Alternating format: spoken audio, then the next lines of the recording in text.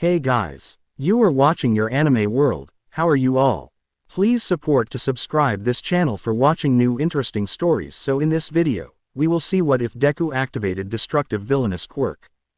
Here is short summary. Quirkless people can't be limelight heroes. Izuku knows that. However, nobody ever said anything about underground and undercover heroics. Katsuki is less of a little shit. Izuku is more of one, and all the teachers are oh so very tired. But before we start, if you want more stuff like this, then be sure to subscribe and like this video. And if possible, share this video with your friends. Now let's start the story. Kacchan yelled and sent another punch Izuku's way when the boy stood up again. The green-haired child barely managed to bring his arms up to protect his face, hissing when an explosion burnt through the school uniform and singed his skin. Another punch, tilting him off balance as he fell, yet again. "Stay down," Kacchan said, surprisingly menacingly for a 7-year-old. Explosions crackled in his hands and Izuku finally felt familiar tears well up in his eyes. "Why, Kacchan?" he asked shakily, voice choked up. For once he got an answer. "'Cause you think you're better than me, Deku. I need to show you your place." Confusion overtook Izuku's face, all the confusion of someone who had been tormented for close to 3 years for something he couldn't help, only to get a completely different answer as to why than he'd expected. "I don't think I'm be better than you," he said hesitantly. I don't think I'm be better than you. Why would you think that?" Kacchan stopped, which was more than he usually did, visibly annoyed at the question. "Because you're a Deku. You're quirkless and still think you can have the same goal as me. You think you're so much better that you can have it without a power." And, it didn't make sense exactly, but they were both 7 and Izuku was an empathetic and intelligent child. He could see what the explosive student meant with his words. Still, it was such an utterly ridiculous notion that he had to fight the urge to giggle hysterically. That would only lead to their one opportunity to talk being exploded out of the window. "Kacchan," Izuku said seriously, giving his best not to stutter. He needed Katsuki to understand. "I know I can't be a flashy hero." What are you talking about, shitty nerd? You know there are other heroes than limelight heroes, right? I want to be underground." Katsuki actually stilled, and then his former best friend lowered himself to the ground to sit next to Izuku. "You want to be underground?" he asked, voice sounding as if his whole worldview had just shifted. Perhaps it had. "Well, why yes, I'm quirkless. I can't be frontline. Everyone has made that very CCL leer." Katsuki winced the slightest bit at the bitterness in Izuku's voice, but the green-haired boy ignored it. Honestly, Kacchan had not been the one who had ultimately convinced him. It had been his mother. I'm so sorry, Izuku. I'm so sore." He pushed the thought away. His mother did not know about his plans to still become a hero, and she had looked so happy when he had mentioned not wanting to be limelight anymore. He couldn't quite take that from her yet, even if it hurt when she brushed his hair instead of tending to his bruises and burns, or when she got quiet whenever anyone mentioned quirks. "Why didn't you say so?" Kacchan abruptly interrupted his thoughts. "It's not like you'll let me," Izuku answered very carefully, and this time he didn't ignore the wince. You understand, and now though?" The explosive child frowned. Just like that, his hands crackled, but it was likely nerves at this point, not aggression. Izuku still flinched and Bakugo's frown deepened. "I hurt you," he said, and his voice cracked with the violence of the realization. "I hurt you real bad for nothing." The quirkless boy hesitantly reached out to pat the other's hands. Katsuki glared angrily, but Onel tcchd and pulled his hand back. "So, we can still be heroes together. I'm going to be the best limelight hero and you are going to be the best underground hero." He sounded insecure, and it was not an emotion Izuku knew on the other. However, he thought about Auntie Mitsuki preaching that Kacchan had to always be the best, especially with his quirk, and Mom telling Kacchan that Izuku was fragile now and he had to be more careful. Perhaps it was not only Kacchan's fault that he was like that. Perhaps he needed someone to help him become the best, kindest hero he could be. And Izuku had always been a bleeding heart. Chapter text. Oof. Katsuki said eloquently when he hit the mat. The nerd stood over him with a smirk. I'm better than you, Kachan, he teased, but the blonde simply scoffed and rolled his eyes. That's only because we were fighting Quirkless. Izuku grinned. Sounds like the words of a loser. Shut up, shitty nerd. No you. Bakugo. Midoriya. Both boys clicked their mouths shut, one glaring up at their sensei from where he had still not moved to stand up, the other sheepishly dropping his eyes to the ground. Izuku was doing much better, overall, but he still had issues with authority. Both of them had, honestly. Sorry, sensei. The man just rolled his eyes in a surprisingly close gesture to what Katsuki had done beforehand. Just spare your breath for the actual fighting. He sounded amused. Then again, he had known them for a long while now, so it wasn't surprising that he knew their antics. He simply did not usually show his fondness. Hi!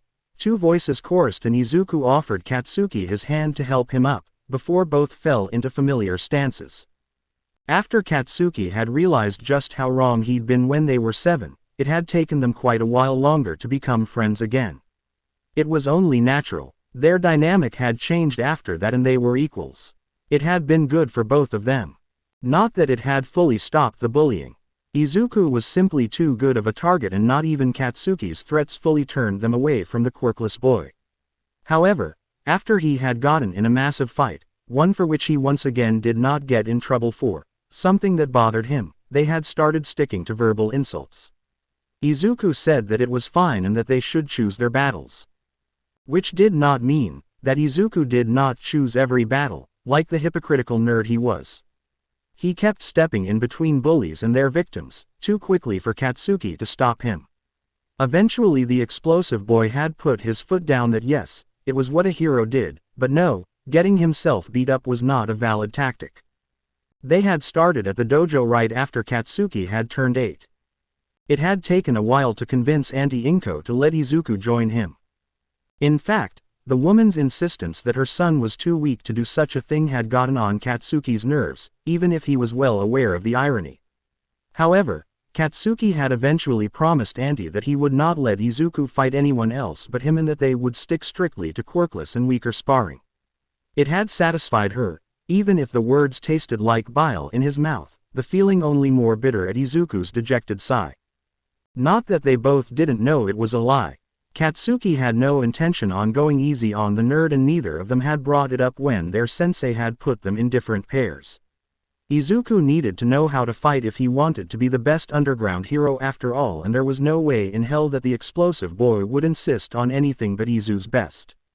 And if he was sick of treating the sickly blue burns that one extra kept leaving on the nerd's arms, well, that was nobody's business. Want to go get boba? Izuku asked when they stepped out of the dojo and into the sunshine. It was a nice enough day and the two of them didn't often take actual breaks. They were either doing homework or training or doing other such useful things. He saw Kachan thinking about it. The blonde didn't really allow himself downtime, but with the entrance exams still a year out, Izu was more than willing to push the other to take more care of himself. Fine, but I pay. The green-haired boy rolled his eyes good-naturedly, before hurrying to catch up to his friends. The Bakugos were pretty rich due to their clothing line being just underneath Best Jeanists popularity-wise, and the allowance they gave their son was more than generous.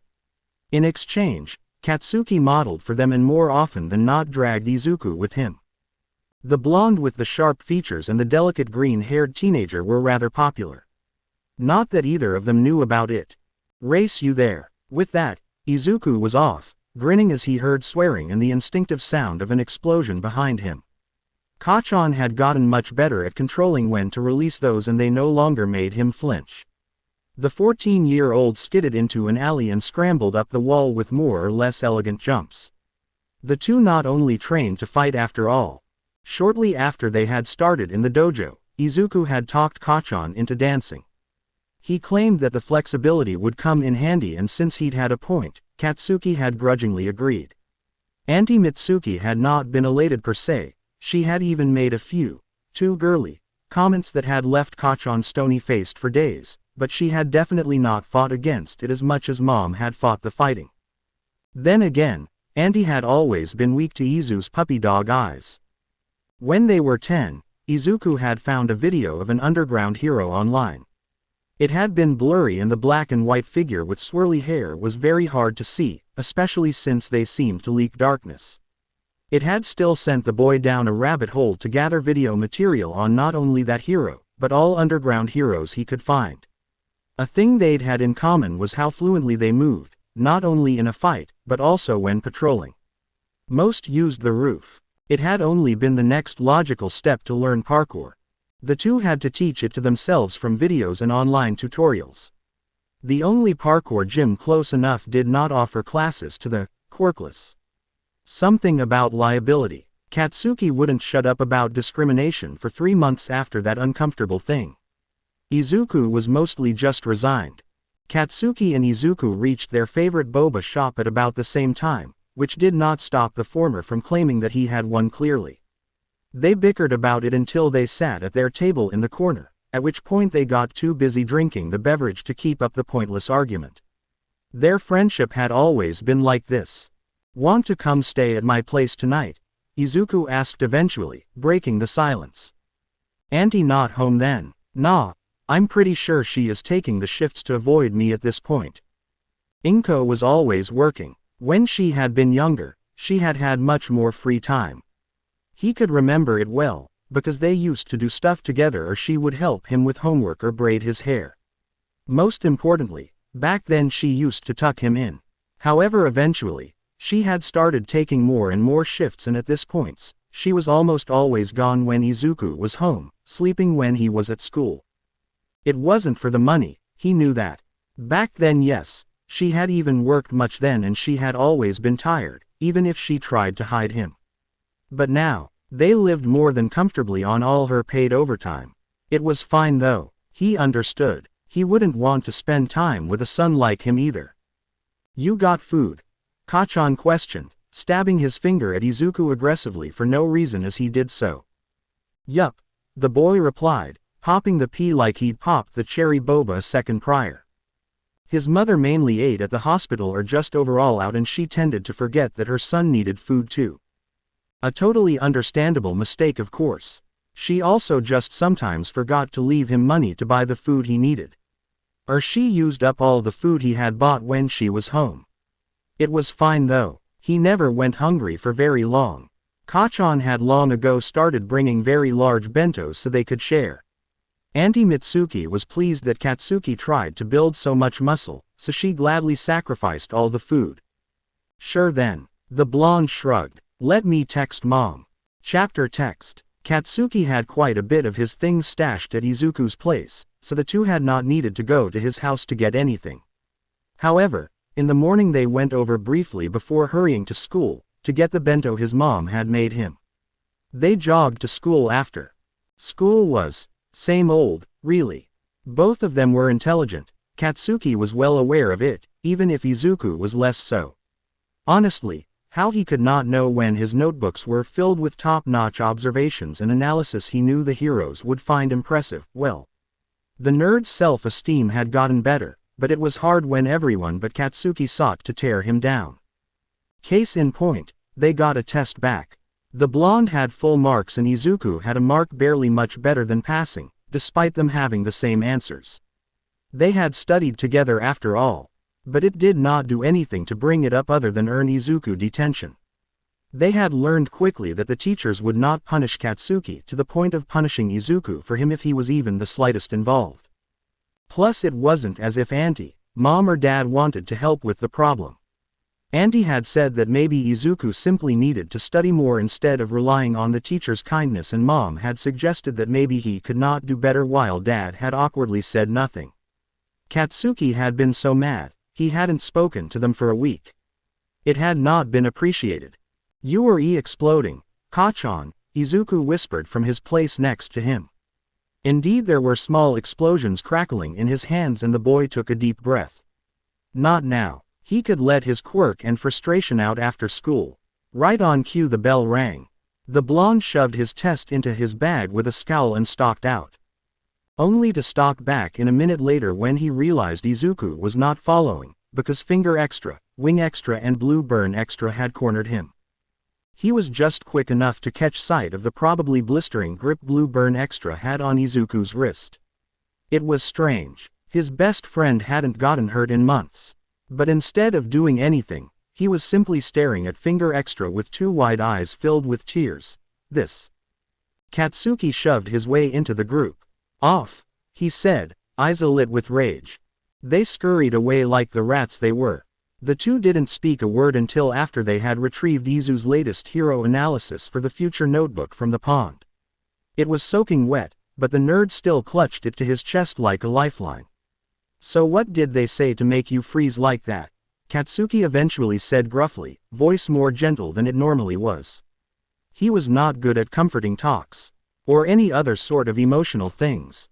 Izuku broke off with an air of resignation.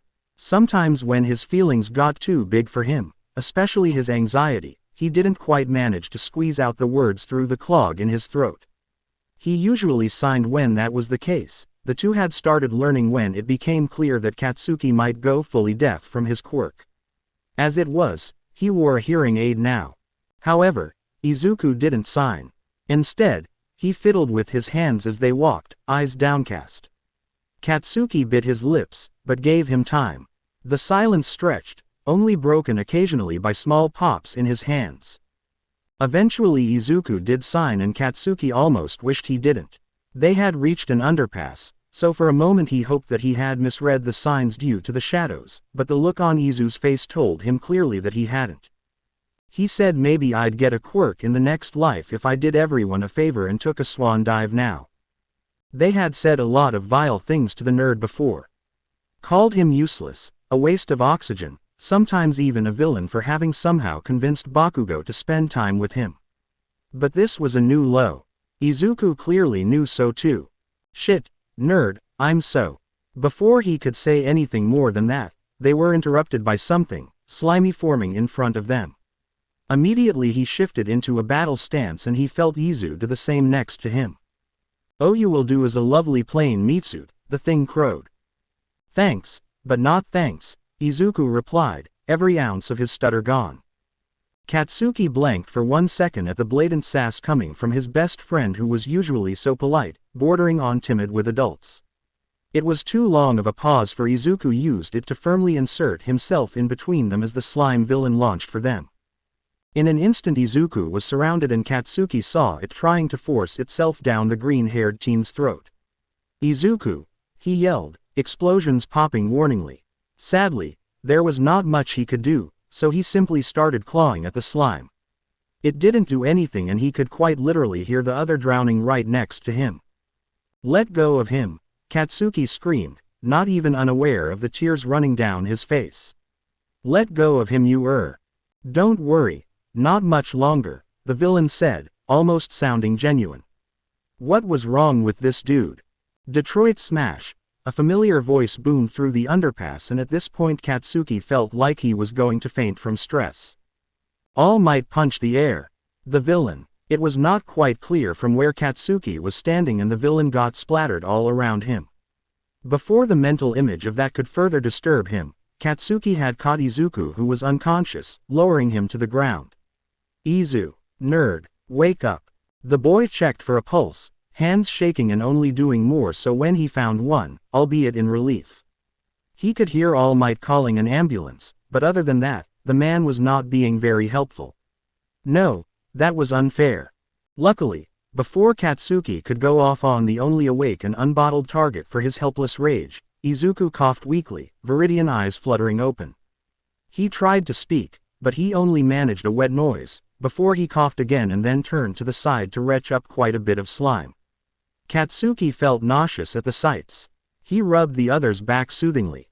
Eventually, he seemed to have gotten it out of his system, because he looked much more aware, eyes immediately zeroing on All Might. All Might," he squealed hoarsely. Katsuki rolled his eyes fondly.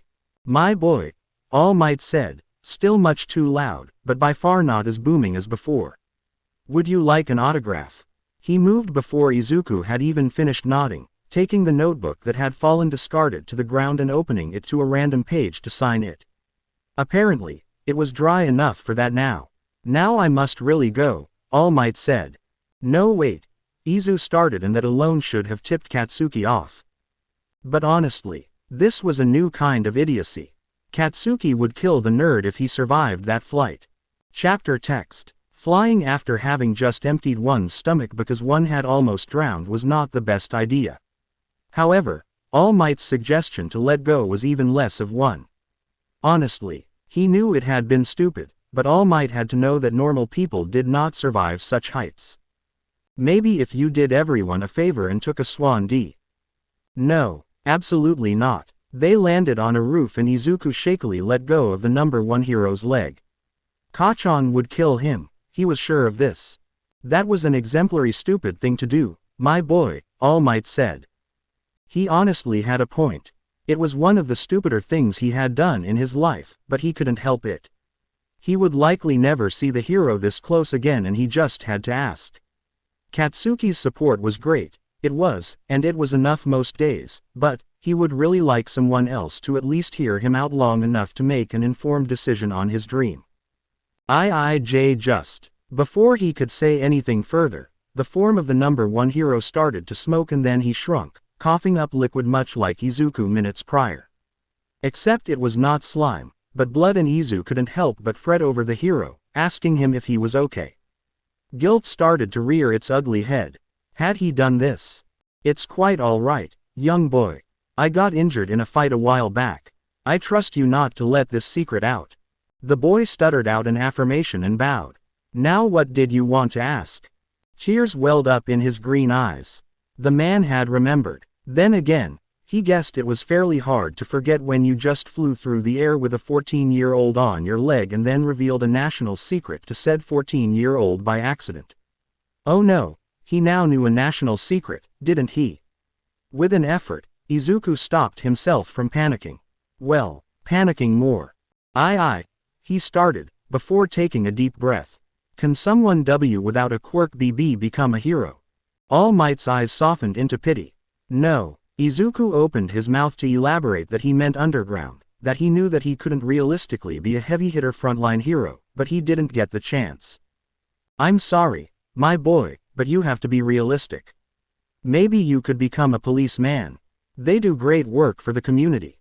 His sight was getting blurry and it was getting hard to breathe. Not that All Might wasn't right, but he hadn't even let him explain.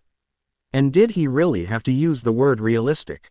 He opened his mouth again, but not words came out, and the boy shivered slightly when he realized that All Might was gone.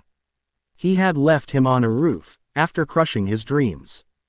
Useless. He was useless. No, Kacchan said. Kacchan was lying because he still felt bad about the bullying. What if he just listened to the others and just made this easier on everyone? His panicked breathing didn't calm when he felt his phone vibrate, but he still fished it out of his pocket to answer. It was Kacchan, of course. He must be so worried. Izuku picked up. Where are you, nerd? Katsuki sounded distinctly like he was panicking. The quirkless boy tried to answer, but all that came out were raggedy breaths. Send me your location, his friend demanded, and so Izuku did. It took a while until Katsuki found him, likely not having thought that he would be on the roof. Izuku had sat down near the edge right under the small wall, curling in on himself. He was distantly aware that he was crying and that he could still not breathe properly. It felt like every breath rattled around in his lungs. Was that liquid sloshing? He must be panicking again. His chest hurt. Oh my god, Izuku, Katsuki said, immediately running over and dropping to his knees next to the greenette. For once, there was no edge in the blonde's voice, only plain worry. Izuku, talk to me, what happened? Did that do something to you? Somehow Izu knew that he should feel warmed that Kacchan was willing to throw his own hero worship out of the window for him, but he just felt numb. Do, he wheezed, before switching to signing. Do you only hang out with me because you still feel bad about the bullying? Katsuki frowns, genuinely confused for a second, as if wondering what brought this on. Which was fair. Izuku didn't often question their friendship, and if he did, it was in the middle of the night when he couldn't sleep, whispering fears to Kacchan's tired form.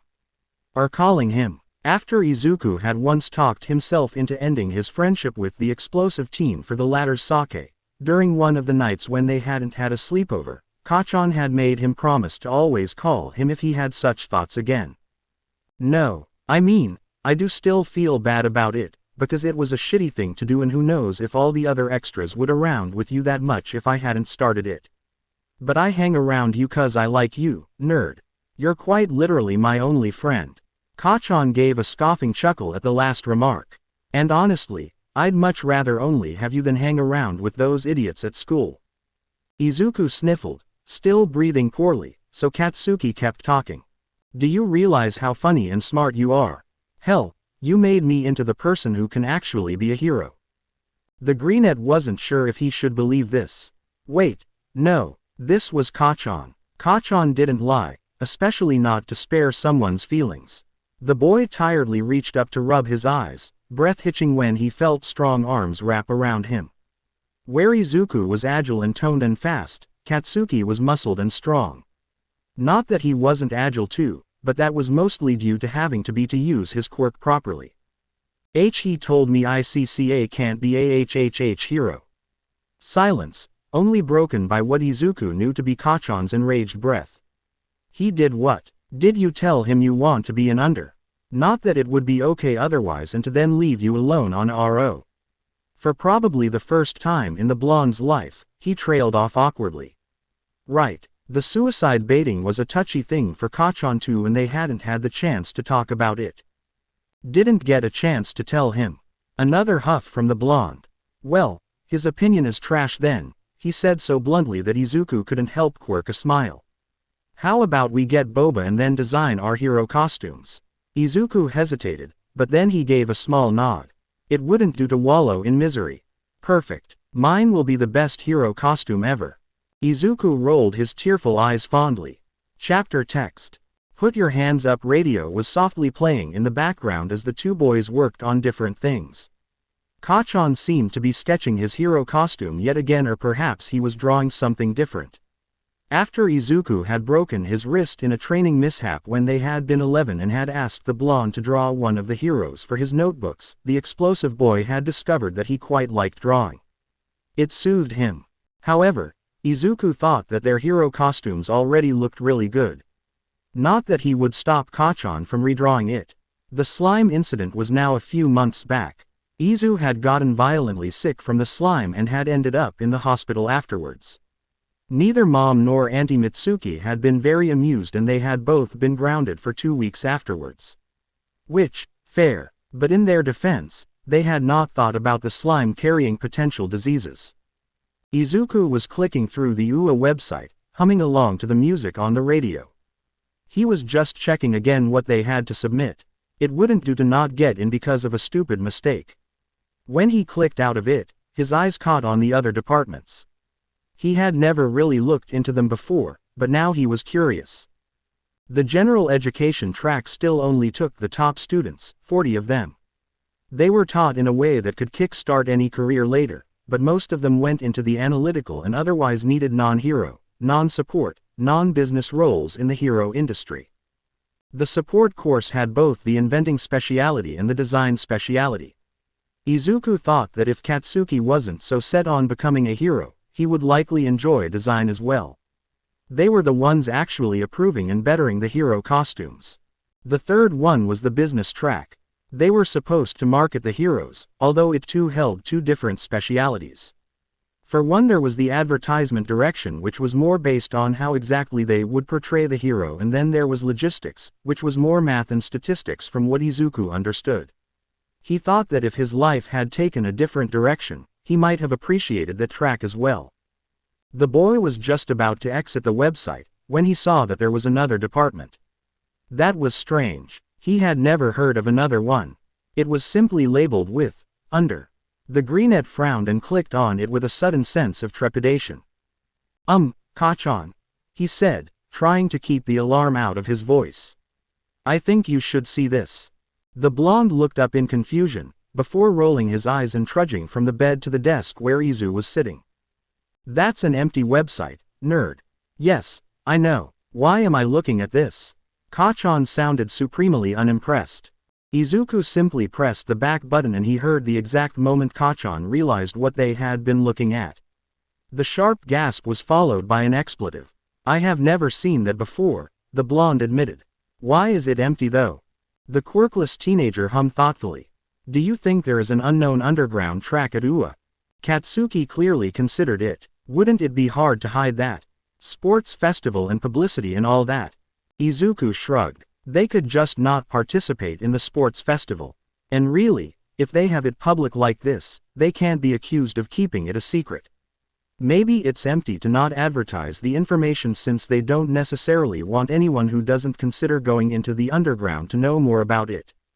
But it's still there, simply to alert people that it exists. Perhaps if." His muttering got quieter and faster the longer he speculated. "Slow down, nerd," Kacchan ordered roughly, hiding his fond exasperation behind a glare. "I can't understand shit." Izuku took a deep breath, biting his lips as to sort his thoughts without inevitably mumbling about it as well. Out of a gut feeling, he clicked on the track again and scrolled down. After only a bit of scrolling, a tiny script on the bottom read, "Contact, Principal Nedzu." Next to it was an email that was presumably Nedzu's. And wasn't that ominous? The brunette and the blonde exchanged a look. "I think you have an email to write, nerd." The answer came the next day. Katsuki could tell because Izuku had suddenly started vibrating from where he was curled around his laptop on the bed. Today they were in Izu's room, with the nerd trying to program something and Katsuki meditating. They were going to do finesse exercises with his quirk later and he found that being grounded helped him with that. "Oh my god, it's an undercover track," Izuku squealed in the blonde's general direction and the boy gave up on centering himself. Instead he joined Izuku on the bed, nudging the brunette into a sitting position so he could see the screen. The email read as followed. "Dear Mr. Midoriya, I take in your interest in our under track with much joy for it is not a very popular one. You are partially correct in your speculations that it is for the underground for people looking to be that type of hero are more than welcome in the track. Most people that graduate from it work at least partially as underground heroes afterwards. However, you might ask yourself why it exists, since you can also graduate an underground hero from the heroic track. It is quite simple. One of the main things the students learn is undercover work. For security reasons what that entails would be explained once you pass the entrance exam, but you should know that if you think later on that undercover work does not suit you, you can also graduate the track as a full-time underground hero. If you have an interest in doing such works however, I would urge you to definitely try to get in. Please respond to this email with an affirmative if you wish to do so. I look forward to your response. Principal Nedzu. Am I a mouse, a dog, a bear? Asterisk. Katsuki was pretty sure that at this point Izuku wasn't breathing, so he jabbed a finger between the nerd's ribs. You good. Another squeal left the boy and he descended into muttering again, opening another tag and hastily starting to Google things. Katsuki rolled his eyes, but figured that it would be fruitless to try and get anything out of Izu at the moment, so he left him to his obsession and instead went back to meditating. At least as well as possible, when someone was talking up a storm in the background, accompanied by overly aggressive typing. Finally, after what felt like an eternity, Izuku seemed to get down from his analysis high. Did you know undercover heroes exist, Kacchan? He asked. Katsuki blinked an eye open. Not specifically, but it makes sense, I guess.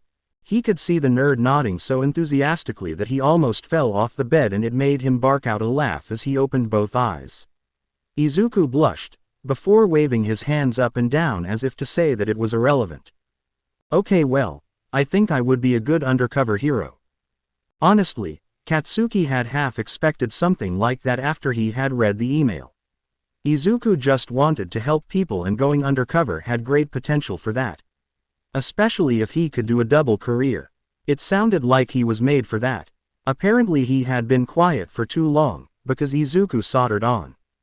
Faking a minor quirk, especially a mental one, is not nearly as hard as faking not having one at all, because all of you guys are so used to having one.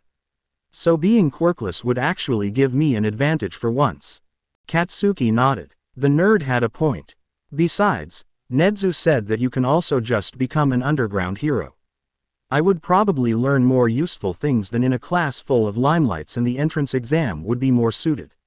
I'm pretty sure UA's heroic exams are biased towards flashy quirks. Katsuki nodded again, albeit more reluctantly. Not because he thought that the entrance exam was going to be just as manageable for people with weak or no quirks, but because the thought of Izuku in a different class than him did not sit right with him. They had wanted to become heroes together. At least they'd still be at the same school though, and they would perhaps even have some class together. He was not confident on the last point, but lunch breaks existed and Izuku and Katsuki basically lived together at this point, even if they migrated between the Bakugo and the Midoriya household. Or do you think it's a bad idea? Izuku said suddenly, sounding much more insecure and anxious than before. I wanted to be in the same class as you, nerd, Katsuki grumbled to explain his frown and keep Izuku from spiraling like the mess he was.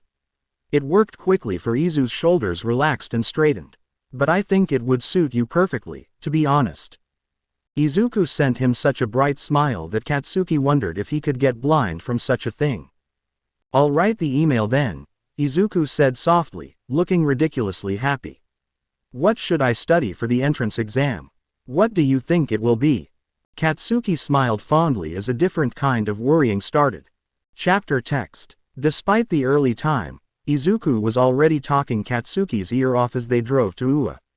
The blonde was only half listening, something the brunette was probably aware of. They had that arrangement that when Izu needed to talk, he could do so as much as he wanted to, and Katsuki would be there.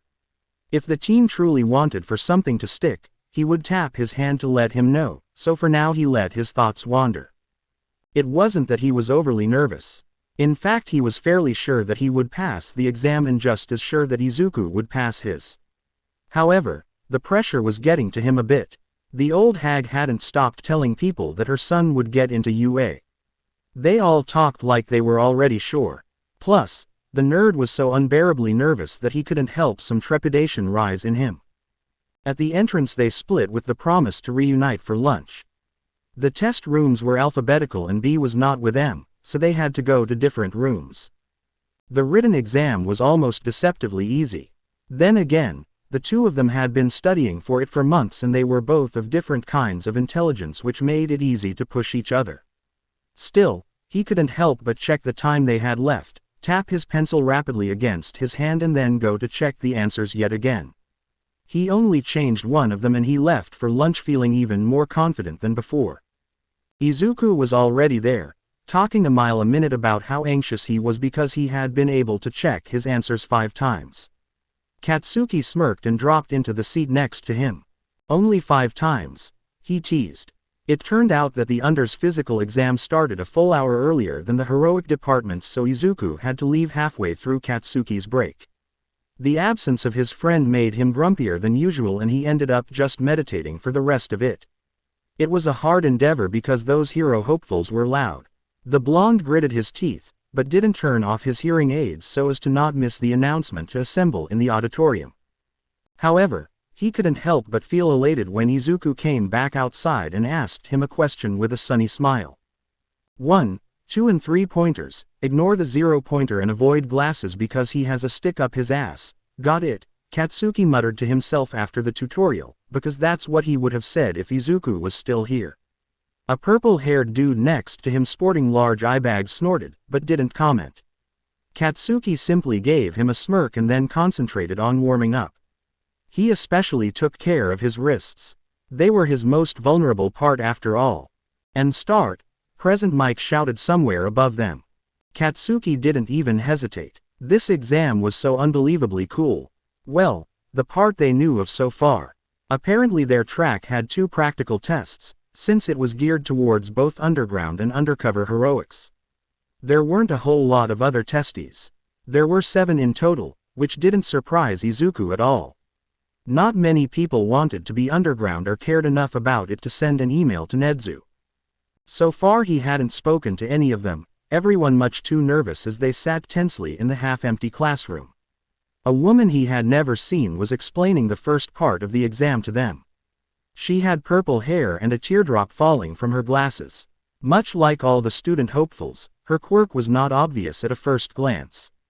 It did more to soothe Izuku than any reassurance could have. The first part of the test would go like this. All of the students were given 30 stickers, all of them in a unique color. Izuku's were red, almost the exact same shade as his beloved shoes.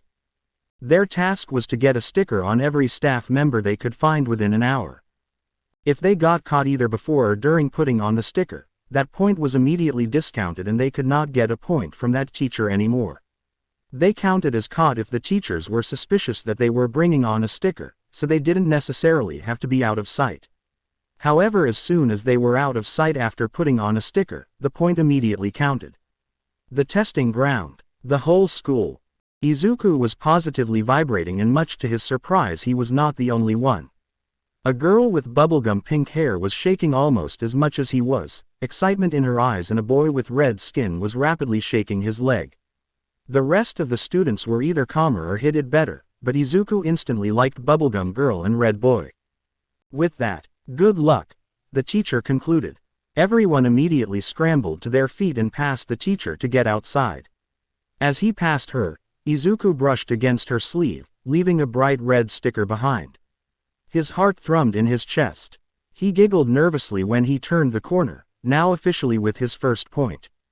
Well, that was easy, the bubblegum girl commented, voice positively giddy. Nods all around. Apparently they had all had the same idea. Well, the rest won't be, so good luck, a timid-looking girl said softly, before she promptly rounded another corner and disappeared. The others echoed the sentiment and dispersed. Izuku figured that the cafeteria with all the heroic hopefuls would be his best shot right now.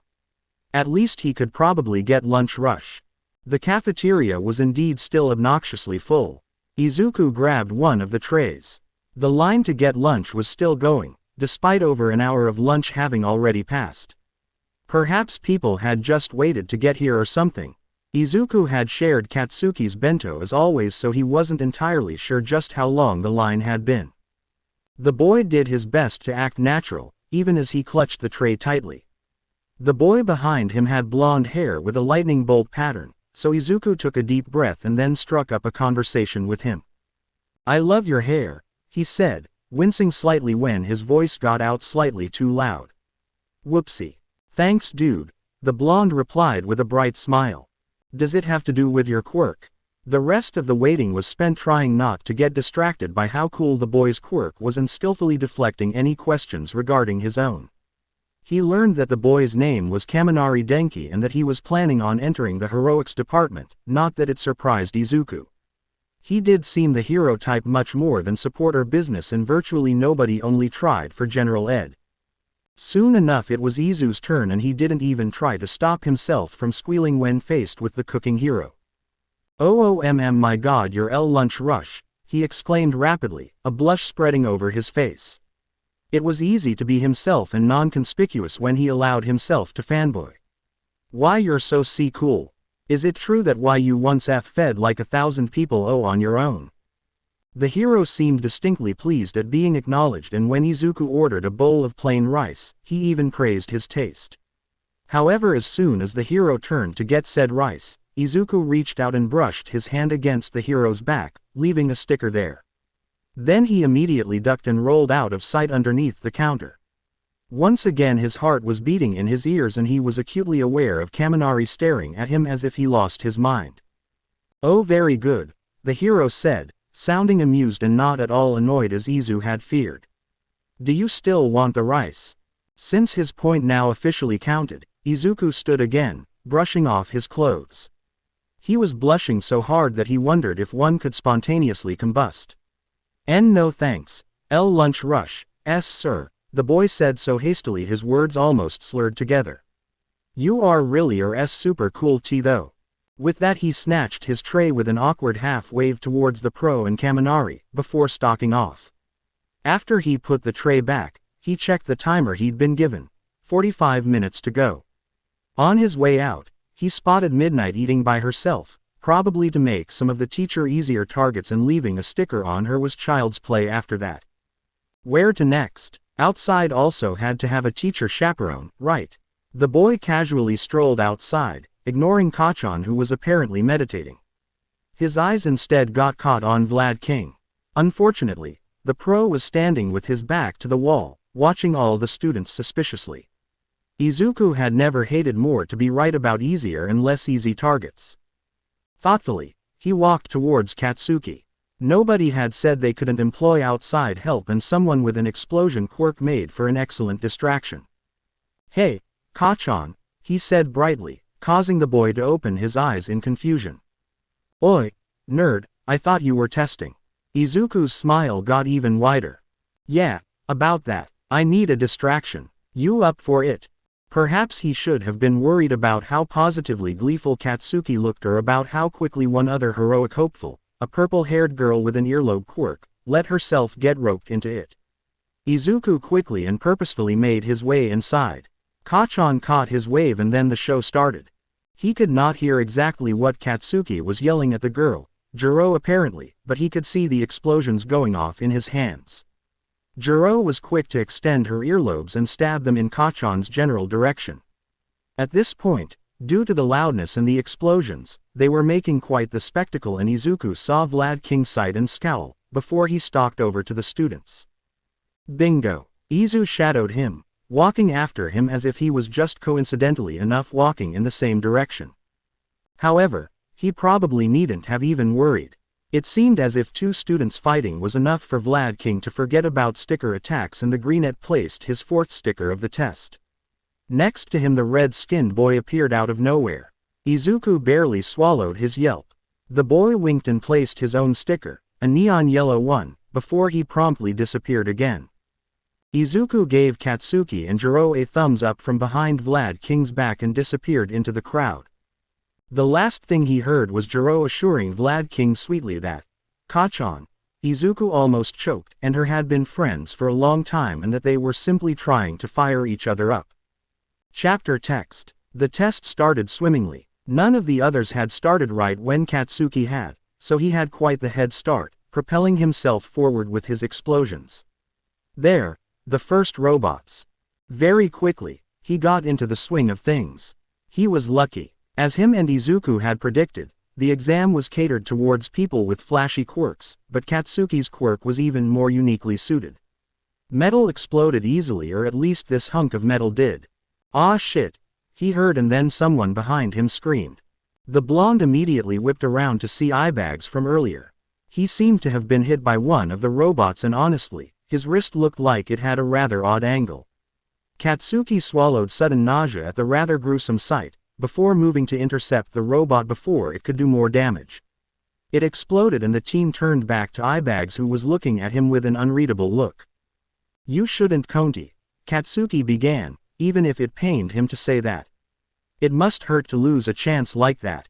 "I know," eyebags said bitingly, turning back towards the entrance.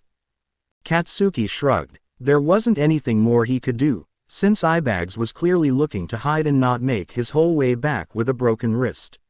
So he too turned to go after more robots. Just as he was about to take off, eyebags called out to him. "Yes?" Katsuki asked with more patience than he'd usually show. Eyebags hesitated. "Thanks." The blonde scoffed. "Everyone would have done that." Then he went after more robots. By the time the earth started vibrating with the steps of the zero-pointer, Katsuki had exploded quite a few robots and had helped out 4 more extras, none of them as injured as eyebags had been. At the sight of the sheer size of the zero-pointer, Katsuki halted though. "You've got to be shitting me."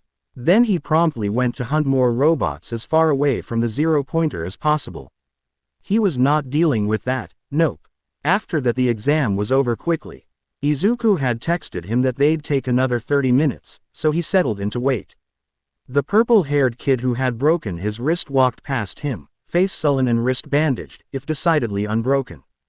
"Hey eyebags," Katsuki called out, because Izuku would kill him if he didn't at least check in. "How's your wrist?" Eyebags hesitated, but eventually did slow, even if he did it in a manner that made it quite clear that he was reluctant and wanted nothing less than to talk to Katsuki. "Fair.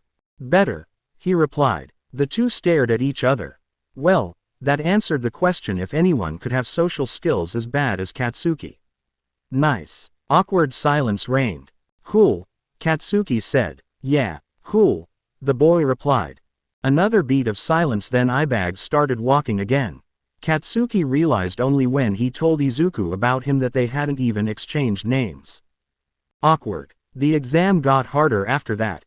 Mainly because UA was a maze and Izuku spent a good 10 minutes trying not to panic as he rounded yet another corner into a dead end. Seriously, which school had dead ends?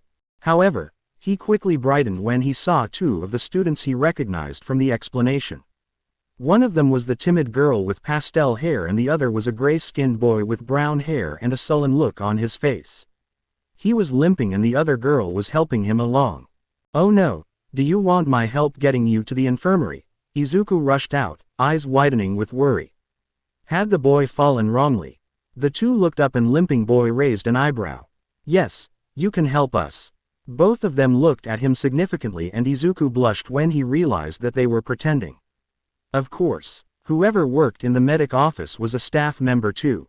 So he looped the other arm around his shoulder and the three quickly entered the infirmary.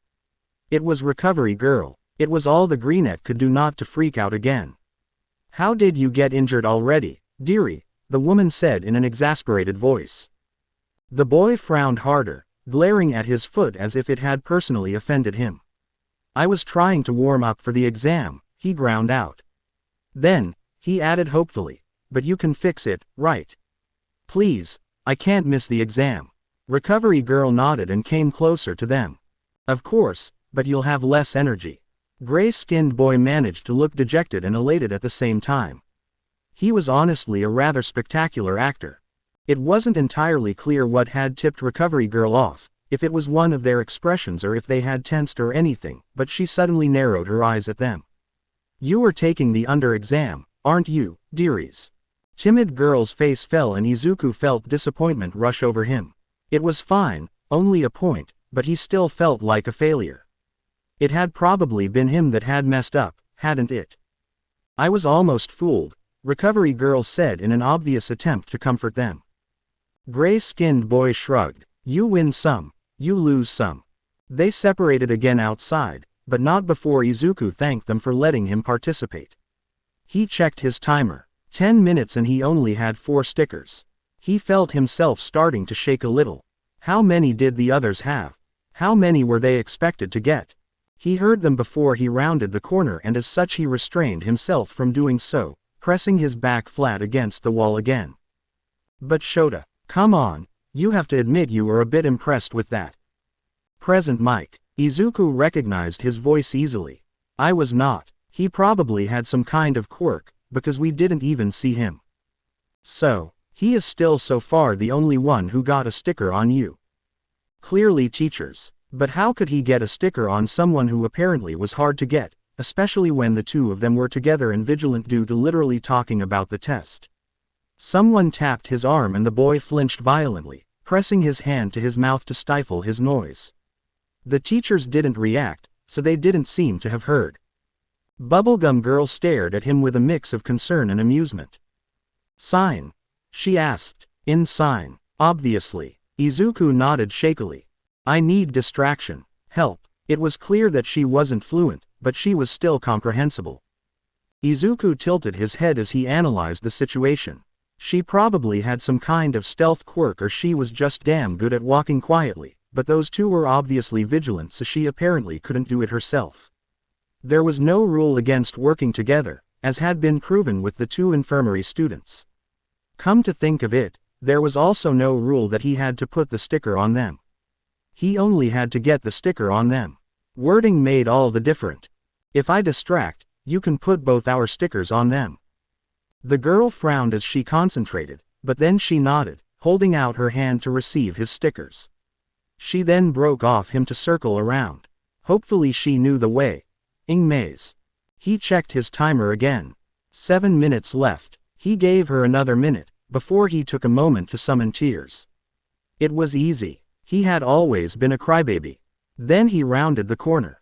Present Mike and oh my god, that was Eraserhead were leaning against the wall next to what had to be the teacher's lounge, still talking amicably. Well, Mike was talking amicably and Eraserhead was listening much less amicably, grumbling something from time to time.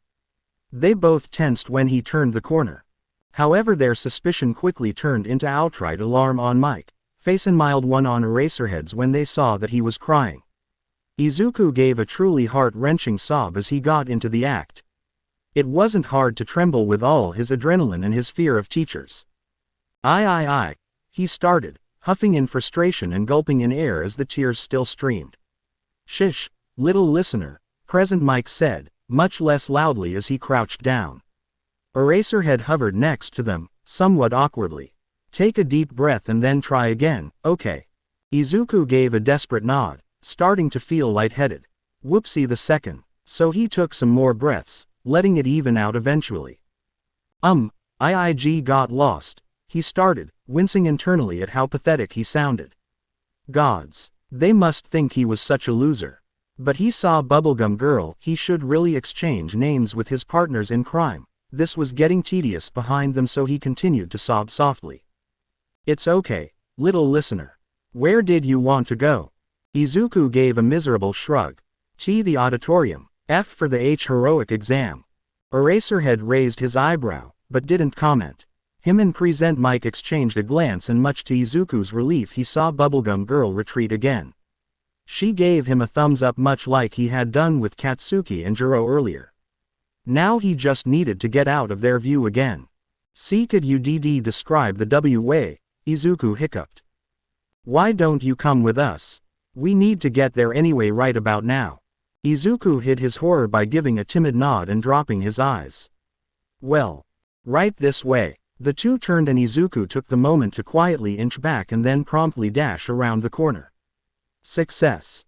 Oh, that little shit, Eraserhead exclaimed, but he sounded almost amused. Show. Present Mike chided. Don't insult the students. Izuku's timer beeped a minute later, signaling the end of the first part.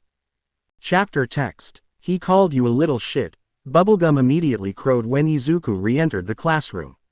He blushed, especially as the red-skinned boy tilted his head and asked, who called who a little shit?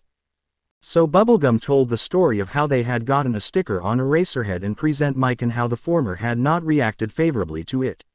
By the end of it, the two were giggling and Izuku was reluctantly smiling. He learned that the red-skinned boy's name was Akane Hinata and the Bubblegum Girl was called Hayashi Jin. Slowly everyone filtered back into the room, including Miss Linda, the woman who had explained the first part. She smiled at them, clearly pleased. I am quite glad that all of you got a sticker on me. Embarrassed and proud silence met her. But now it's time for the second part. You have an hour to make a fake persona, before you will be interviewed by a staff member. Stay in character. With that she passed out papers and left, unwilling to answer any questions. Izuku immediately latched onto the challenge. First he chose a name. Mamiya Akuyo, because it was close enough to his real name for him to remember it. Besides, he also might have to react to the name when called, so the closer the better. In general, that was probably overall a good strategy. He looked down at the paper they had been given, which included the typical information you would find in a police file. He quickly jotted the name down. Now a Quirk. He anxiously chewed on his pen so as to not mutter. Obviously not quirkless, because he was quirkless and it wouldn't be a very good persona. If this was a real undercover mission and he claimed to be quirkless when he really was, his civilian identity was much too easy to find. So anything he could fake convincingly. His mind wandered to a few months ago when a new person had joined their class. The newbie had heard Izuku mutter and then rapidly break down a fight between Mountain Lady and some minor fry hero to Katsuki. Oh, cool analysis Quirk, he'd said. His class had never gotten as silent as quickly. He could use it though. After another few moments of thought, he neatly wrote down, Quirk analysis, after Quirk. He honestly had no idea for a cool name for the Quirk, and he knew Katsuki had named his, Explosions, which was about as bland as you could get, so he would be fine. He had been 4 when he had gotten his Quirk after all.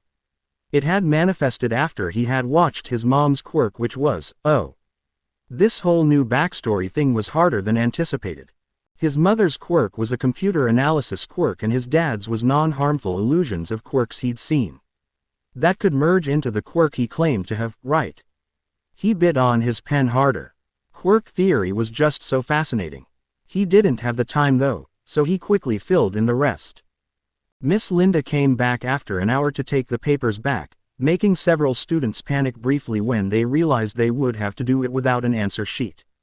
Izuku had anticipated it however and had learned everything on the paper and some more. This was so much fun. This would only be more fun if he wasn't so anxious. Due to them being only 7, all of them had the interview at the same time, apparently with about the same questions. The hero exam was over and Izuku had texted Kachan to let him know that he would be a bit longer. Because the universe hated him, his interviewer was Present Mike, who seemed elated by the prospect. "Nice to meet you, I'm Present Mike." And so it began. "It is a pleasure, PP Present Mike Sensei, I'm Mamiya Akuyo. I apologize deeply for earlier, but I found the way by myself." Mamiya was a hero hopeful after all. Izuku had gotten Katsuki to text him a brief description of the exam. "It is no problem, Mamiya, and the pleasure is all mine. How did the exam go?" Izuku allowed his face to fall the slightest bit, painfully aware of Mike's eyes on him. The blonde man was as cheerful as always, but Izu could tell that it too was a front, a persona. He fought back a gulp. Not that well, sensei. My Quirk is sadly not very suited against RRO robots." Mamiya could not fight. He relied on his quirk too much. "What is your quirk?" The teacher had yet to stop smiling. That was a good sign, right?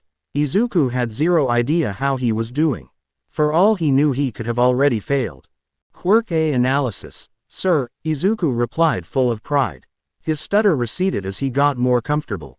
Mamiya liked his quirk. Izuku would have liked any quirk. It worked out.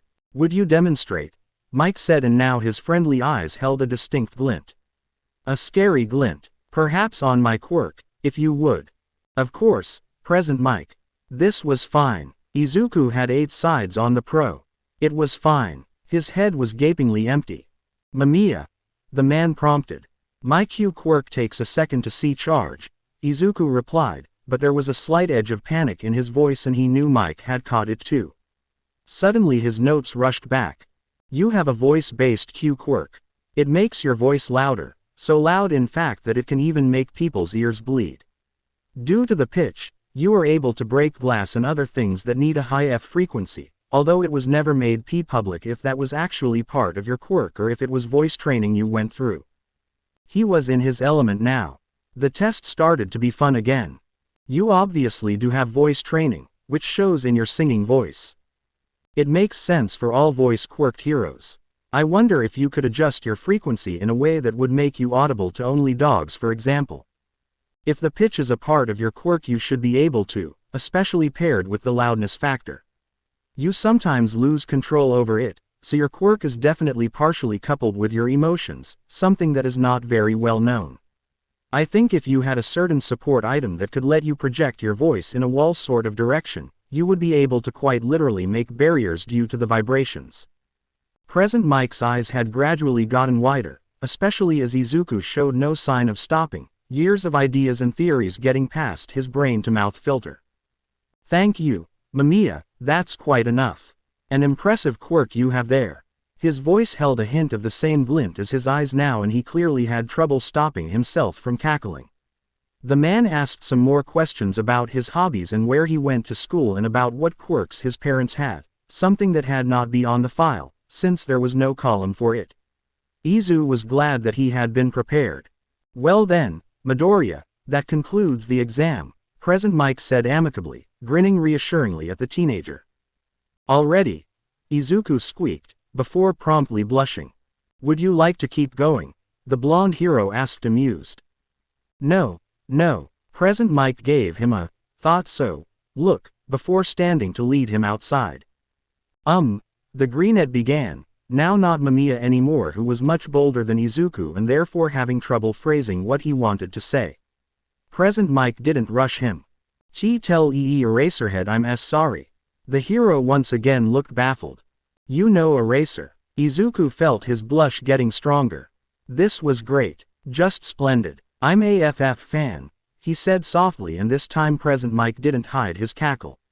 It was mildly unnerving. "Oh, I will tell him," the pro said with unholy glee. Scratch that, it was very unnerving.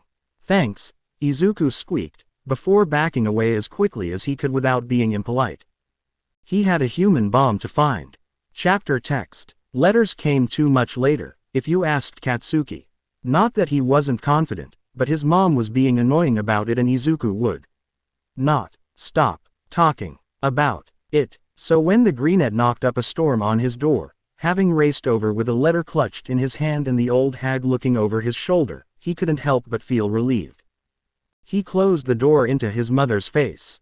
Izuku was shaking so hard at this point that Katsuki feared he would fall over, so he pulled the nerd onto the bed. "YUFF first," Izuku said softly. The blonde searched his freckled face and found the fear of not getting in and the fear of getting in and gave a sharp nod. At least his mother wanted him to be a hero. A small disc fell out of the letter and before any of the boys could do anything more than exchange a puzzled glance, All Might flickered into existence. Izuku flinched so hard his letter fell to the ground with a quiet thud. Definitely also a disc then. Katsuki sent Izu a questioning look, willing to try and turn off the disc, but his best friend shook his head quickly. The number one hero explained that he would be teaching, a choice, but whatever, and how the point system worked. Apparently him helping eyebags and those other extras had not only cost him time, but also given him hero points. He came out on top with 57 villain points and 41 hero points, putting him at a more than solid 98. He had an almost 30-point lead on the second place and he couldn't help but smirk proudly. "Congrats, Kachan," Izuku said with enough enthusiasm for them both, before muttering about points and if they were based on personal judgment or a clear system like the robots. Katsuki let him ramble for a bit, before looking pointedly at Izu's own letter, discarded on the floor. The nerd flushed, looking at it with such longing and anxiety that it physically had to hurt. The blonde sighed and picked it up. "Need me to open it, nerd?" Izuku hesitated, but then gave a sharp nod. Another disc fell out, but instead of All Might, a woman with light bluish skin and purple hair stood there. She looked at something outside of the frame, before giving a nod and turning to the camera with a half smile. "That's Miss Linda," Izuku whispered. Katsuki nodded in understanding. The greenette had of course told him all about his entrance exam. Honestly, it sounded really cool and really difficult. The blonde was pretty sure he would have ed at the sticker exercise, but Izu always got an excited gleam when he brought it up. Even if he said that he didn't get many people. Not that Katsuki thought they expected a much higher number. "Midoriya Izuku, you got a very high 98 in your written exam. For the first part of the practical you got 6 teacher and after evaluating your strategies and your appliance of the circumstances, you firmly passed that section." Izuku beamed, face still pale. He looked a bit as if he was coming down with a fever with his eyes shimmering suspectedly. "Cheers," Katsuki supposed. "Now for the second part of the practical you managed to make a convincing persona and consistently stuck to it. However, what really impressed us was how flawlessly you pulled off having an analysis quirk. Welcome to Class 1U. Congratulations, Midoriya." Izuku promptly burst into tears. Katsuki grinned so widely it hurt, an expression he would never even think of showing anyone but the nerd. "We're going to Ingua, shitty nerd," he crowed and Izu chuckled wetly. "We are, aren't we?" Clearly the old hag had heard, because she burst in. "You did it," she yelled triumphantly, tussling Katsuki's hair which made him hiss at her. "Finally you're going to be a real man." His face froze and he could see Izuku stopping the tears long enough to glare at his mother. But Katsuki was too happy to sort through his mother's complicated feelings on him transitioning, so he glossed over it. "So, Izuku, darling, you got into general education then?" It was Izuku's turn to freeze like a deer caught in the headlight and Katsuki's to glare. Not that it wasn't a fair assumption.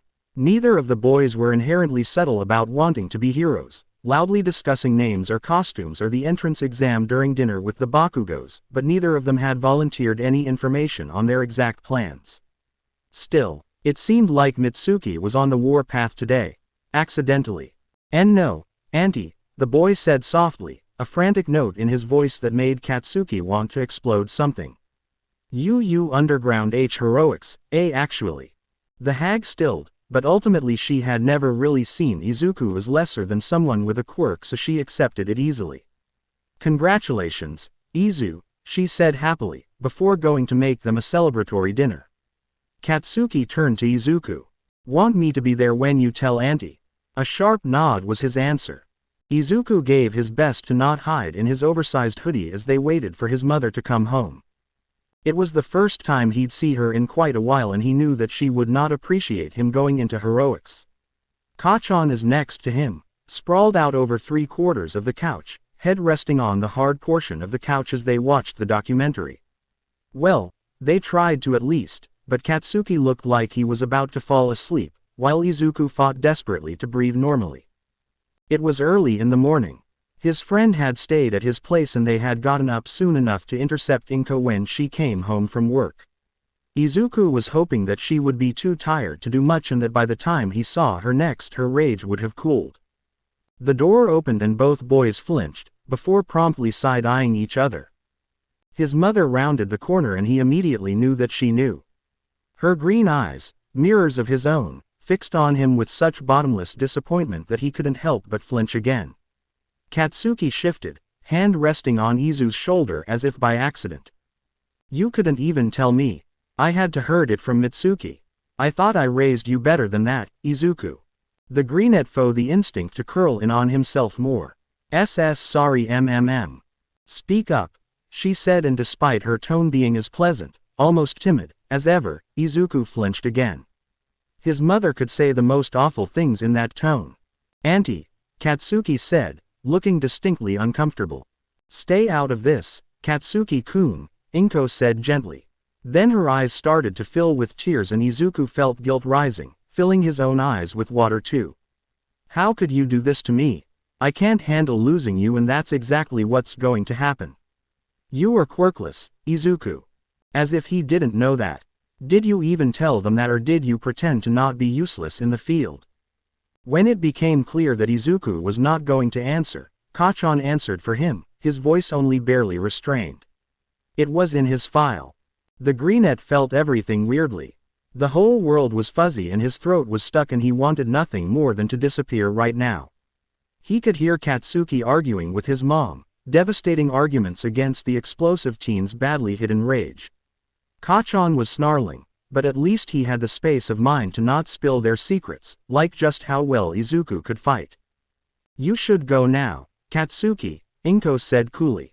"And I will tell Mitsuki about your attitude towards me." The boy obliged with a scowl, hiding fear, but not without squeezing Izu's shoulder as a silent show of support. Silence reigned, Izuku's eyes unwaveringly on his hands. He didn't dare look at his mother lest she go on another tangent about his fragility or perhaps his evolutionary status. "You are grounded," she informed him. "No seeing Katsuki after school for a week. Oof. I will let you go to this school of yours, mainly because I don't doubt that you will come to your senses on your own. But one step out of line, Izuku, one of those calls like I got from your old school about you provoking the other students and I will pull you out immediately. Am I understood?" Izuku nodded, blinking through the curtain of green curls. "Understood, Mom." It was the last he saw of her until the school started and she stopped leaving grocery money for him. Chapter text. Katsuki couldn't help but grin, even if he was rather tired, at the sight of Izuku scribbling words into his notebook so quickly it was hardly legible. They were on their way to Ua, sharing headphones to listen to Katsuki's music, and the nerd was clearly trying hard not to mutter. Tired people in the morning tended to not like that. Even if the blonde would never admit it, he was quite excited too. It made his quirk itch and he couldn't help but move his foot along with the music. Rapidly. It wasn't long until they had to get out and Izuku was positively skipping next to him. It was clear that he had an abundance of energy, likely because they had skipped their morning jog, both anxious not to be late. Although, Katsuki had a suspicion, lifting an eyebrow as Izu breathlessly finished saying something about 1A's homeroom teacher and his hypothesis as to who it would be, present Mike, and why charm, and apparently he had seen some kind of edge in him at his entrance exam, whatever that meant. Nerd. Izuku didn't stop skipping. "Yes, Kacchan. Did you have coffee?" The greenette laughed, a sound way too bright for how early it was. It receded into giggles quickly. Too precious for this world. Katsuki scowled. It was an instinct. How did you guess? The nerd had the audacity to look smug, as if he wasn't the one who had to deal with all the energy. They didn't share a class after all. And no, everyone who said that the thought made Katsuki's mood fall was a dirty liar. Your funeral, he instead scoffed, rolling his eyes as the nerd simply giggled again, starting his muttering back up. They both fell silent when they reached Ua. Somehow it was much more impressive to walk through the enormous gates when you were a student as opposed to a hopeful. Wow, Izuku breathed and Katsuki couldn't help the small smile. We're going to be heroes. They split after finding the classroom for 1A and agreeing to meet outside for lunch. It was a mild, sunny day after all. Katsuki was one of the first to arrive, which was unsurprising. Only a boy with a bird head was already there, greeting him silently with a polite nod. The blonde jerked his head back, before going to find his seat. Promptly getting comfortable, which meant hanging back and propping his legs up on the table, arms behind his head. Then he closed his eyes, trying to get some more rest. They could have taken a later train. How highly disrespectful, a voice said far too loudly and Katsuki bit back a groan. Hello, I'm talking to you, the voice said even closer and louder somehow when Katsuki didn't reply. Blinking one eye open, he scowled when he recognized the boy with the stick up his ass from the auditorium that he had so lovingly nicknamed already. Off, Glasses, someone snorted, but Glasses gave such an offended gasp that it nearly drowned the noise out. That's very unheroic of you. I'm Iida Tenya of Some Academy. Don't you think having your feet up on that table is entirely disrespectful to the makers of it and all the students to walk these halls? Yes, I would even say. The blue-haired boy was getting really into it now, chopping the air, but before he could go on more of a tangent, Katsuki interrupted him. Keeping eye contact, he very slowly repeated, Off, Glasses. His voice was slightly raised now, but he was by no means yelling. He had gotten much better at controlling his anger, not least of all because Izuku did not react well to yelling. Sometimes he wondered what would have become of him if they hadn't rekindled their friendship. He'd probably still be an obnoxious bully. Thankfully Iida was distracted by someone coming through the door and Katsuki settled back, even if he did take his feet off the table. Yo, Kachan, a new voice said. Jiro fell into the seat next to him, smirking at the blonde. Call me that again and I will explode your face, earlobe bitch, he growled. She had the audacity to laugh at him. It was a little bit impressive. Did Sticker Boy get in? She asked. He did. Thanks for the quick help by the way. Katsuki could admit that Jiro was an excellent actress and had taken to the proposed fake fight with vigor. It was quite fun. I surely thought Vlad King was about to kick us out. Katsuki saw something move and both he and Jiro, who seemed to have heard it, moved their heads to stare at the bizarre sight. A yellow caterpillar was coming through the door. What in the world of quirks? Jiro muttered and Katsuki snorted. The caterpillar evolved, sadly not into a butterfly, but into a grouchy, homeless-looking old man who seemed ready to collapse into the nearest bed. Naturally, as an avid fan and more importantly the best friend of an avid underground hero fan, he almost immediately recognized the man. Pro Hero Eraserhead. So Izuku was wrong, Present Mike was not their homeroom teacher. Only 3 people in this room noticed I was even here before I stood and it took you all 12 seconds to quiet down. Do better. A hush had fallen over the room as they all stared at their homeroom teacher with wide eyes. Well, most of them. Katsuki was supremely unimpressed, but he had also been much quicker than the others so he felt the lecture didn't apply to him and Jiro and whoever the third person had been. I'm Aizawa and I will be your homeroom teacher for the foreseeable future. He pushed a button and cases slid out of the wall, labeled with the same numbers as their seats. Get dressed in these and meet me outside. And with that said, the man strolled out of the room. Talkative individual, Katsuki stood to get his case, only to lift an eyebrow when Jiro had already grabbed his. Huh, strange. Did she want to be friends or something? Thanks, he grumbled reluctantly, ignoring the slight triumph in her smile, before making his way to the dressing rooms. He was the first one out by a decent margin and as such he had the questionable pleasure to stand around awkwardly with his new teacher. Aizawa didn't seem to feel awkward at all, simply staring deadpan at the exit as he tapped his fingers against his arm impatiently. Some of the boys arrived, then the girls in a closed unit and eventually the last of the boys. I thought I told you to do better, Aizawa said. 11 minutes is not better. You are here to be heroes, not to diddle-daddle. Katsuki fought back amusement at the serious man saying such a thing as diddle-daddle. He then proceeded to grin when the test was explained. He liked that they didn't have to go to orientation. Bakugo, Eraserhead suddenly said, and the blonde tilted his head. How far did you throw the softball in your last apprehension test? 67 meters, the boy replied cockily, the grin spreading. Do it with your quirk. Katsuki easily caught the ball and made his way into the circle. The boy took a deep breath. He had actually practiced this before, not specifically this scenario but to see how far he could throw things.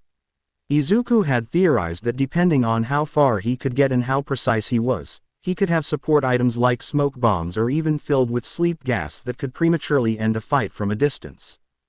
Die! He screamed as he threw the ball, exploding the air underneath it to give it extra trajectory. The word helped him concentrate on exactly what he wanted, even if he knew he'd probably have to change it at some point. It was hardly trustworthy when your hero screamed about murder. The device beeped. 756.7 meters. He had gotten better. Oh, this will be fun. Someone in the crowd squealed, and while Katsuki agreed, it would be fun, he rolled his eyes at the tone. The extra didn't have to say it, did they? Going from the look on Aizawa's face, he seemed to agree. Fun. Fine. If you can't take this seriously, the person getting last place will get expelled. Oh snap. Katsuki did not have much trouble with most things. His quirk propelled him, he had excessively trained both strength and agility, and he was creative. Not to mention Izuku, the nerd, had made him do pretty much all of the tests in their free time for one experiment or the other. The explosive teen was pretty sure Izuku had an entire notebook only dedicated to him at this point. He didn't know how he could have ever found such an admirable thing creepy. Well, it was perhaps a little bit terrifying, but not creepy. Jiro stood next to Katsuki, breathing heavily. She showed him the middle finger when he smirked at her, which naturally only made him smirk harder, and said eat off. They rolled their eyes in unison, which did not placate the blue-haired boy. The results are as following, Aizawa said, and they all turned to the board. Katsuki was a solid second place, in front of Yaoruzu, who had to be the girl with the creating quirk, and Todoroki, half and half boy. His eyes dropped to the bottom of the list instead. Hagakure was last, and from the stifled sobs coming from the uniform, it was the invisible girl. Jiro was second to last, followed by Kaminari. The blonde glanced at the girl. She looked rather impassive, but he thought that was probably her resting face. Well, she said very, very softly. Quietly enough that it sounded like she was talking to herself. She twirled her earlobe cord around her finger. Well, she repeated. Aizawa kept eye contact with them all, before he gave them a shit-eating grin. It was a logical ruse. The uniform, Hagakure, sagged in relief, but Katsuki narrowed his eyes. He had the distinct impression that if Aizawa had thought she wasn't applying herself, that she would have been expelled in a heartbeat. What a strange teacher. The blonde could not yet tell if he liked the man or not. Sure, he was better than his and the nerd's middle school teacher, but that wasn't a tough thing to beat.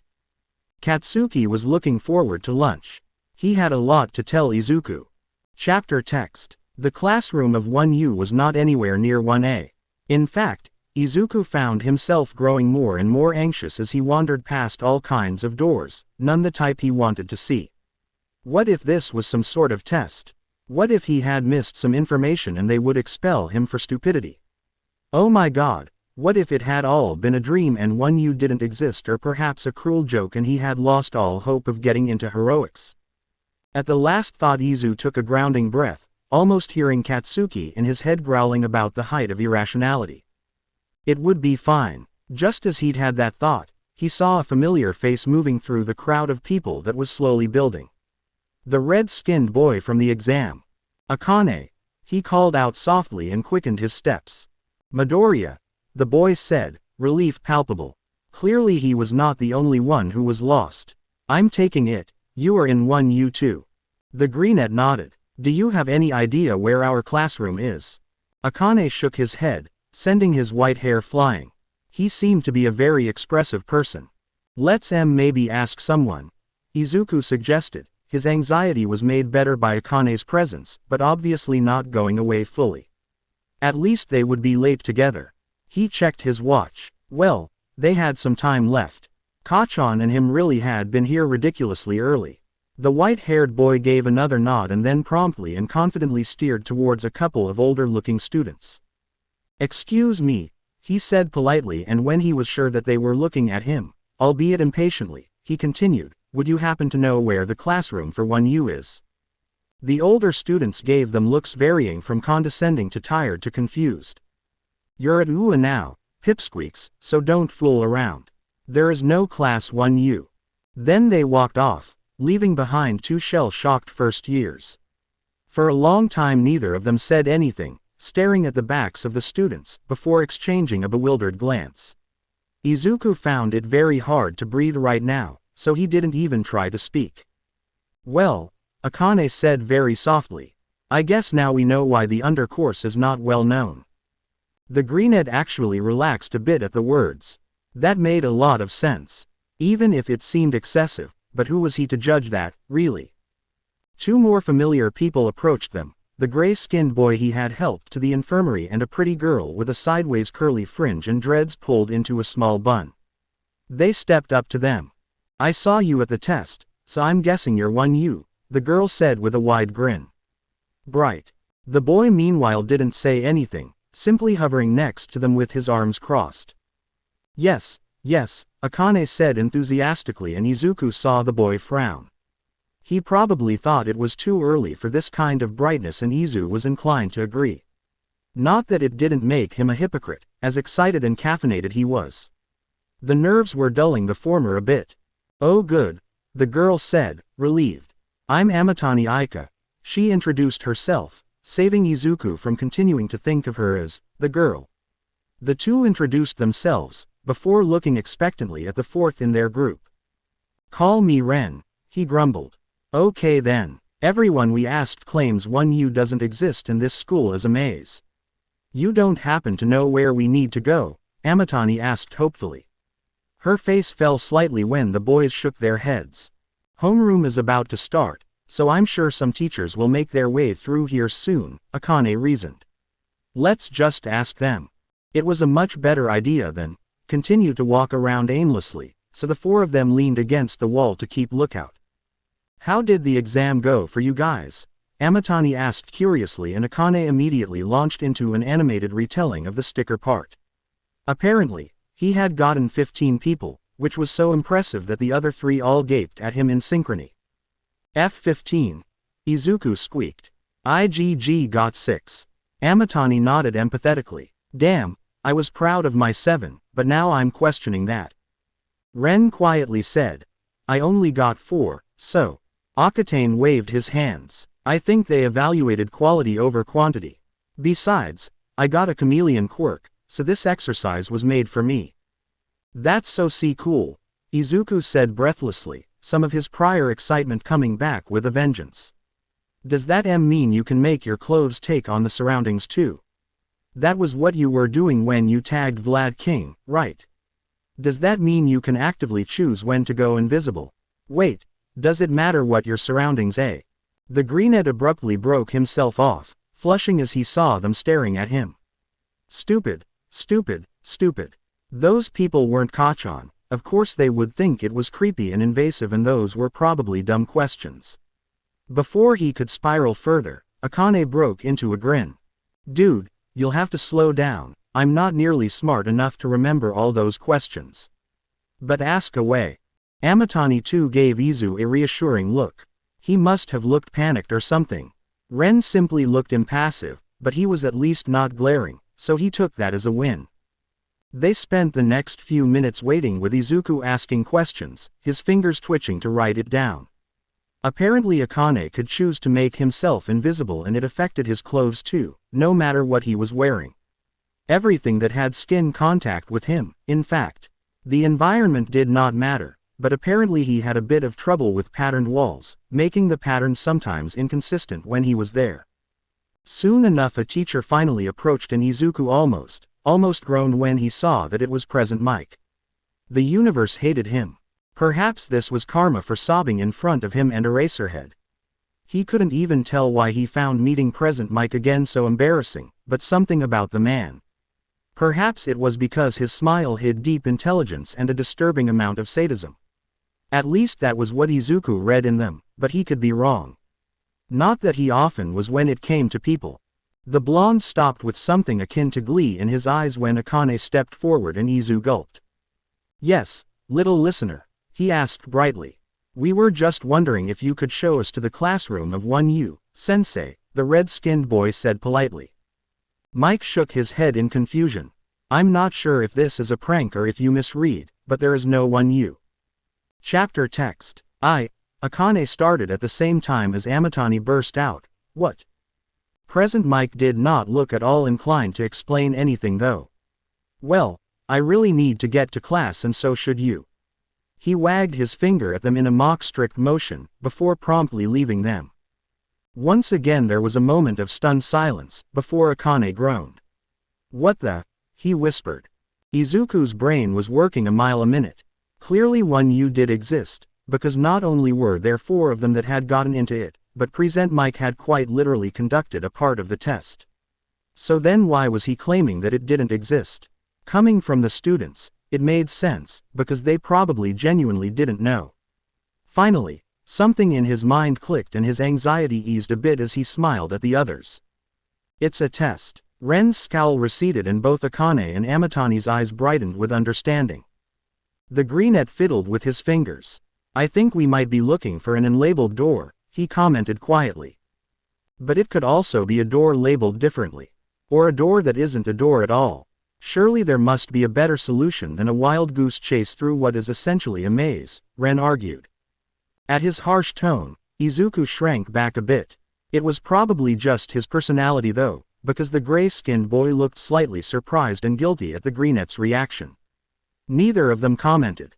They stood around, lost, for a bit longer. This was getting ridiculous. And embarrassing. "Okay so," Amatani started slowly, tucking her bangs behind one ear. "You know how there's going to be an assembly. Like first day and all that." The boys nodded. "We'll just go along with the other classes. I mean everyone has to be there so our teacher should be there too, right? Besides, they're probably testing us to see if we panic and how we gather information, not necessarily to actually find our classroom." Her voice had gotten more insecure the more she spoke, but when the boys nodded again, she visibly relaxed. They really didn't have any better ideas and her logic sounded, well, logical, so they waited for the other classes to come out. It didn't take long and they trailed after Class 1C. A purple-haired boy was the only one who seemed to realize they weren't in the classroom with them before, sending them a look, but ultimately didn't comment. "Why can't we have a simple first day?" Ren grumbled under his breath, making the others crack up. Kachan was not there and Izuku felt his mood drop a bit at that.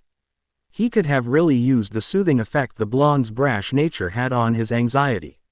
He would probably tell the greenette to get his head out of his ass and stop worrying. Or something like that. Tragically for them, there were no seats assigned to Class 1U, but at this point it was hardly surprising. However, what Izuku did note was that there were also no seats assigned to 2U or -3U. Interesting. "I don't think 1A is coming," Izuku muttered when almost everybody was sitting somewhere, so the 4 of them went to sit at the very edge of that sector. Nedzu's speech was long and rather boring, which surprised the greenette. Whenever he had watched press conferences or any other sort of thing where the principal had to talk publicly, he seemed to talk short and to the point. Maybe he just liked torturing his students. From his reputation, Izuku would not be surprised. "Now, I don't want to keep you any longer, so please follow your teachers out in an orderly fashion." The principal clapped his hands together and one after the other, the teachers on the podium stood to call out to their classes and led them away. Eventually the room was nearly empty, save for a few staff members still there and Nedzu. Izuku fidgeted. "Good, you all made it," the principal said knowingly, and the greenette heard shifting behind him.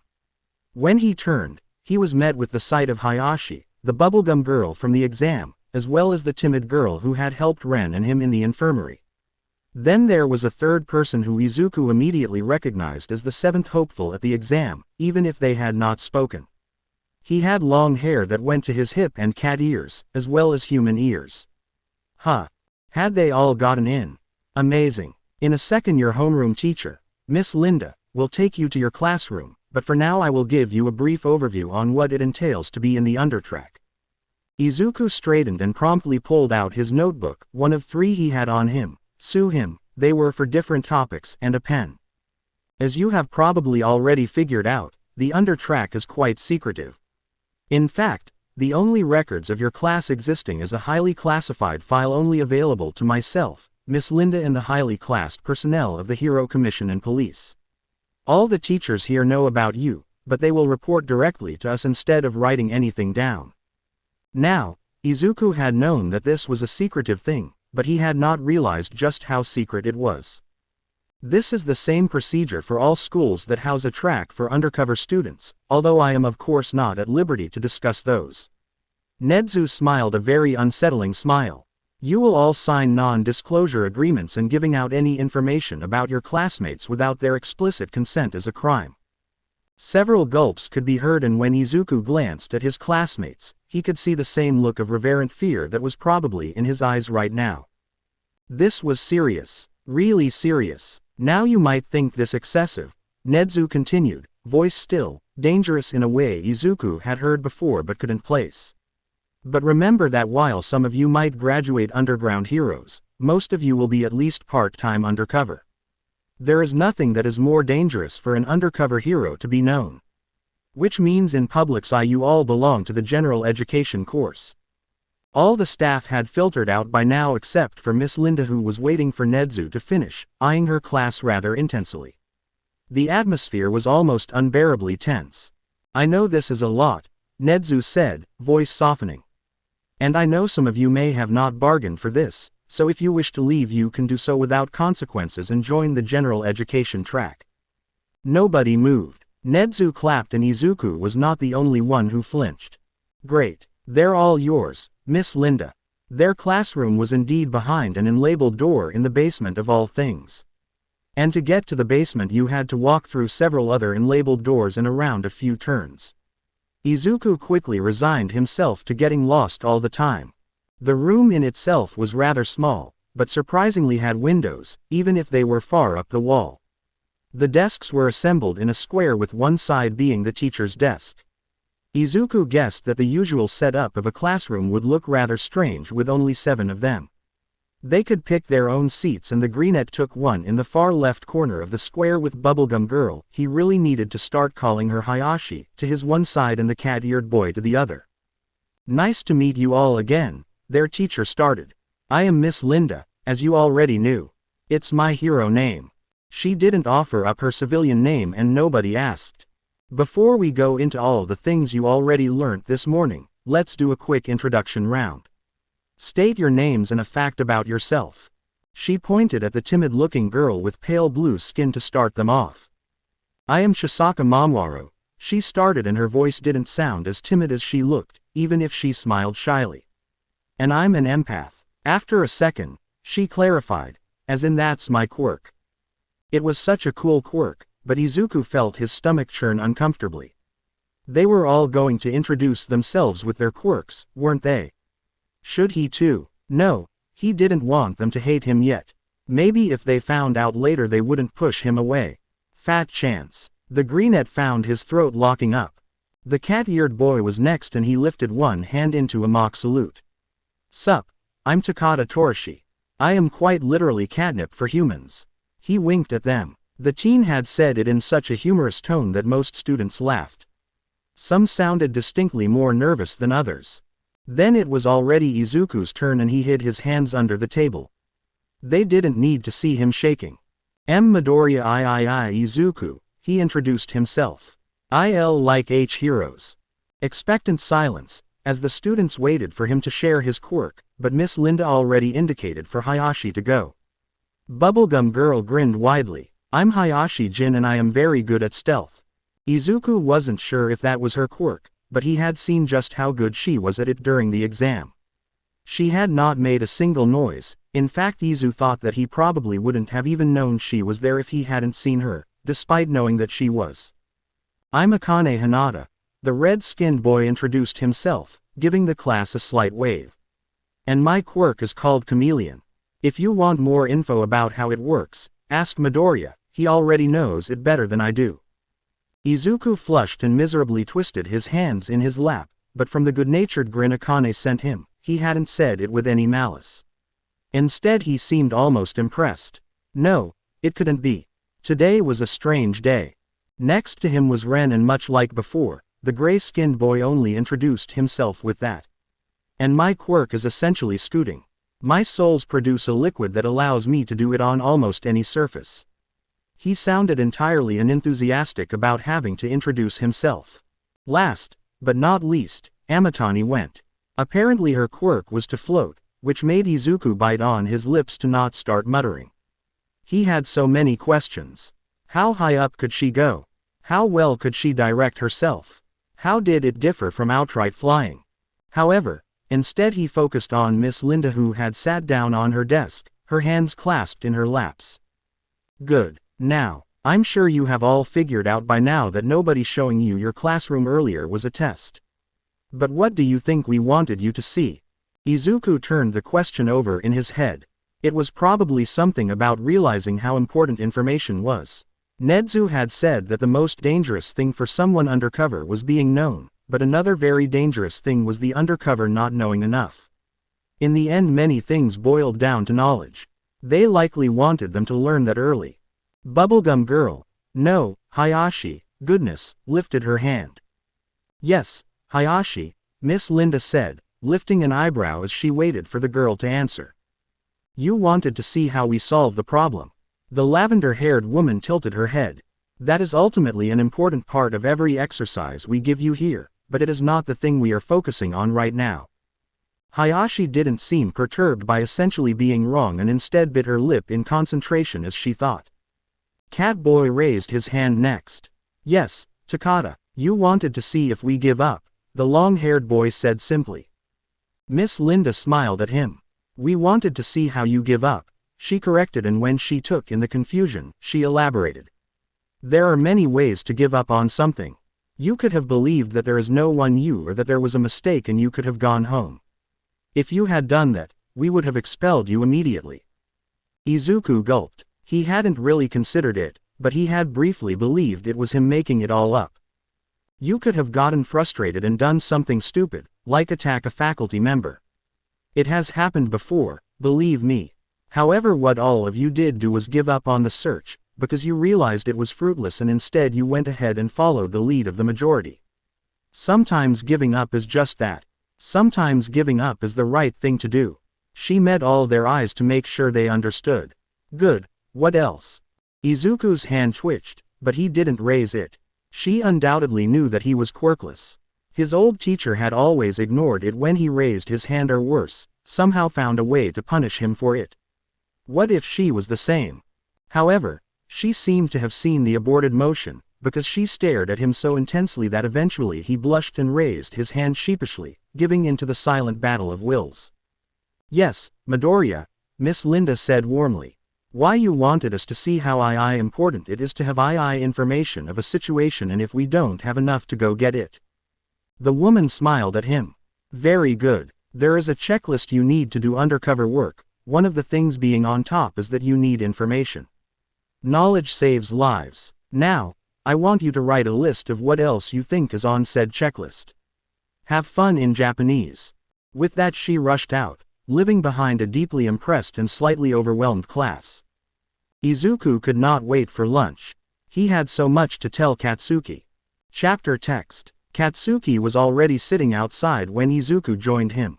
I have so much to tell you, the nerd said, once again practically vibrating out of his skin. The blonde glanced at his friend's hands, noting how red the fingers and knuckles were. Izu pulled on his skin and twisted his fingers too hard when he was anxious, and he had clearly been very anxious. I have a lot to tell you too, he said dryly, instead of commenting on it. That never went well. The nerd grinned so brightly Katsuki briefly thought about taking his sunglasses to school from now on, before sitting down opposite of him. They let us wander around school because they were testing us, Kachan, the greenette complained, but he could hear the undeniable excitement. The explosive teen paused from where he had been neatly splitting the contents of his bento box in half because Izuku would not eat enough of it otherwise. Huh, he grunted. Our classroom is super hidden and nobody would help us, not even the teachers. They all said that there is no class 1U. Katsuki's eyes widened. Sounded frustrating. He probably would have exploded something. It explained the nerd's hands though. Also, Izuku continued, still making no move to take the chopsticks, so Katsuki shoved them into his hand. He was met with a sheepish look, but the freckled boy kept talking. I have to sign a non-disclosure agreement. And I can't talk about my classmates at all without their consent or I could go to jail. Once again the blonde paused. It sounded like Izuku had had quite the intense morning. Didn't know it was that, he trailed off. Secretive, Izuku suggested. Me neither. But they take our safety really, really serious. Nedzu said the most dangerous thing for an undercover hero is to be known. Yeah, Katsuki could see that. It was still intense. Huh, he said thoughtfully, before plopping some food into his mouth. It was really good, as always. If there was something the old hag could do then it was cook. And design clothes, he guessed. The nerd hummed. Pretty sure they tried to scare us off, he said, before taking a bite himself. Katsuki chewed carefully, swallowing, before he asked, what makes you say that? The quirkless teenager shrugged. You know, letting us wander around, letting us think our class didn't exist and we are delusional. Apparently people have believed it before and went home, which meant immediate expulsion. Some have even attacked teachers. The blonde winced. Plus how they talk about how important it is that we are not known and how stuff is illegal and super classified. Kind of a, haha, but no pressure, moment. Katsuki smirked at that. Perfect for you then, he teased. He ignored the eye roll he got in return, glad that Izu seemed to be less anxious now. Yo, Kachan, a new voice said which decidedly did not belong to the only person that could call him that. Sticker boy. Jiro slid on the bench next to Izuku, likely remembering the threat she had received last time she had called him that and deeming the nerd as the safer option. Katsuki had to give it to her, she was ridiculously confident. What did I tell you about calling me that, earlobe bitch, he yelled at her. He genuinely did not like it, but it was hard for him to express such things in a non-anger manner, no matter how good he had gotten at controlling his temper. Not to do it? Jiro asked, taking out her own lunch, clearly unimpressed. He saw Izuku tense warily next to her, clearly either uncomfortable with the girl's vicinity, her attitude, Katsuki's anger or all three of them. It was what made the blonde settle down, even if he did pop some explosions in his palm to satisfy the itch in his quirk. His quirk quite liked his anger. Then don't call me that, he grumbled. Jiro looked taken aback by the reaction, clearly having expected more of a fight. Her eyes flickered from the blonde to Izuku and back, before she nodded. Okay, she said simply. Didn't know it was seriously not cool for you, sorry. Huh, silence. I will need a different nickname then, Jiro decided and Izuku stifled a laugh. Him too then. You don't need shit, Katsuki scowled, shoving more food into his mouth. You call me earlobe bitch though, she pointed out unhelpfully, starting to eat. So I think Pomeranian will do. Izuku didn't even try to hide his laugh this time. He had clearly relaxed after Jiro had stopped goading Katsuki, so her blatantly overstepping his boundaries had probably been the problem. She had obviously been forgiven, probably mainly because Izu saw in the blonde's expression that he was alright with Pomeranian, the nerd for knowing him so well. I'm Midoriya Izuku, his friend said, turning his smile on the girl.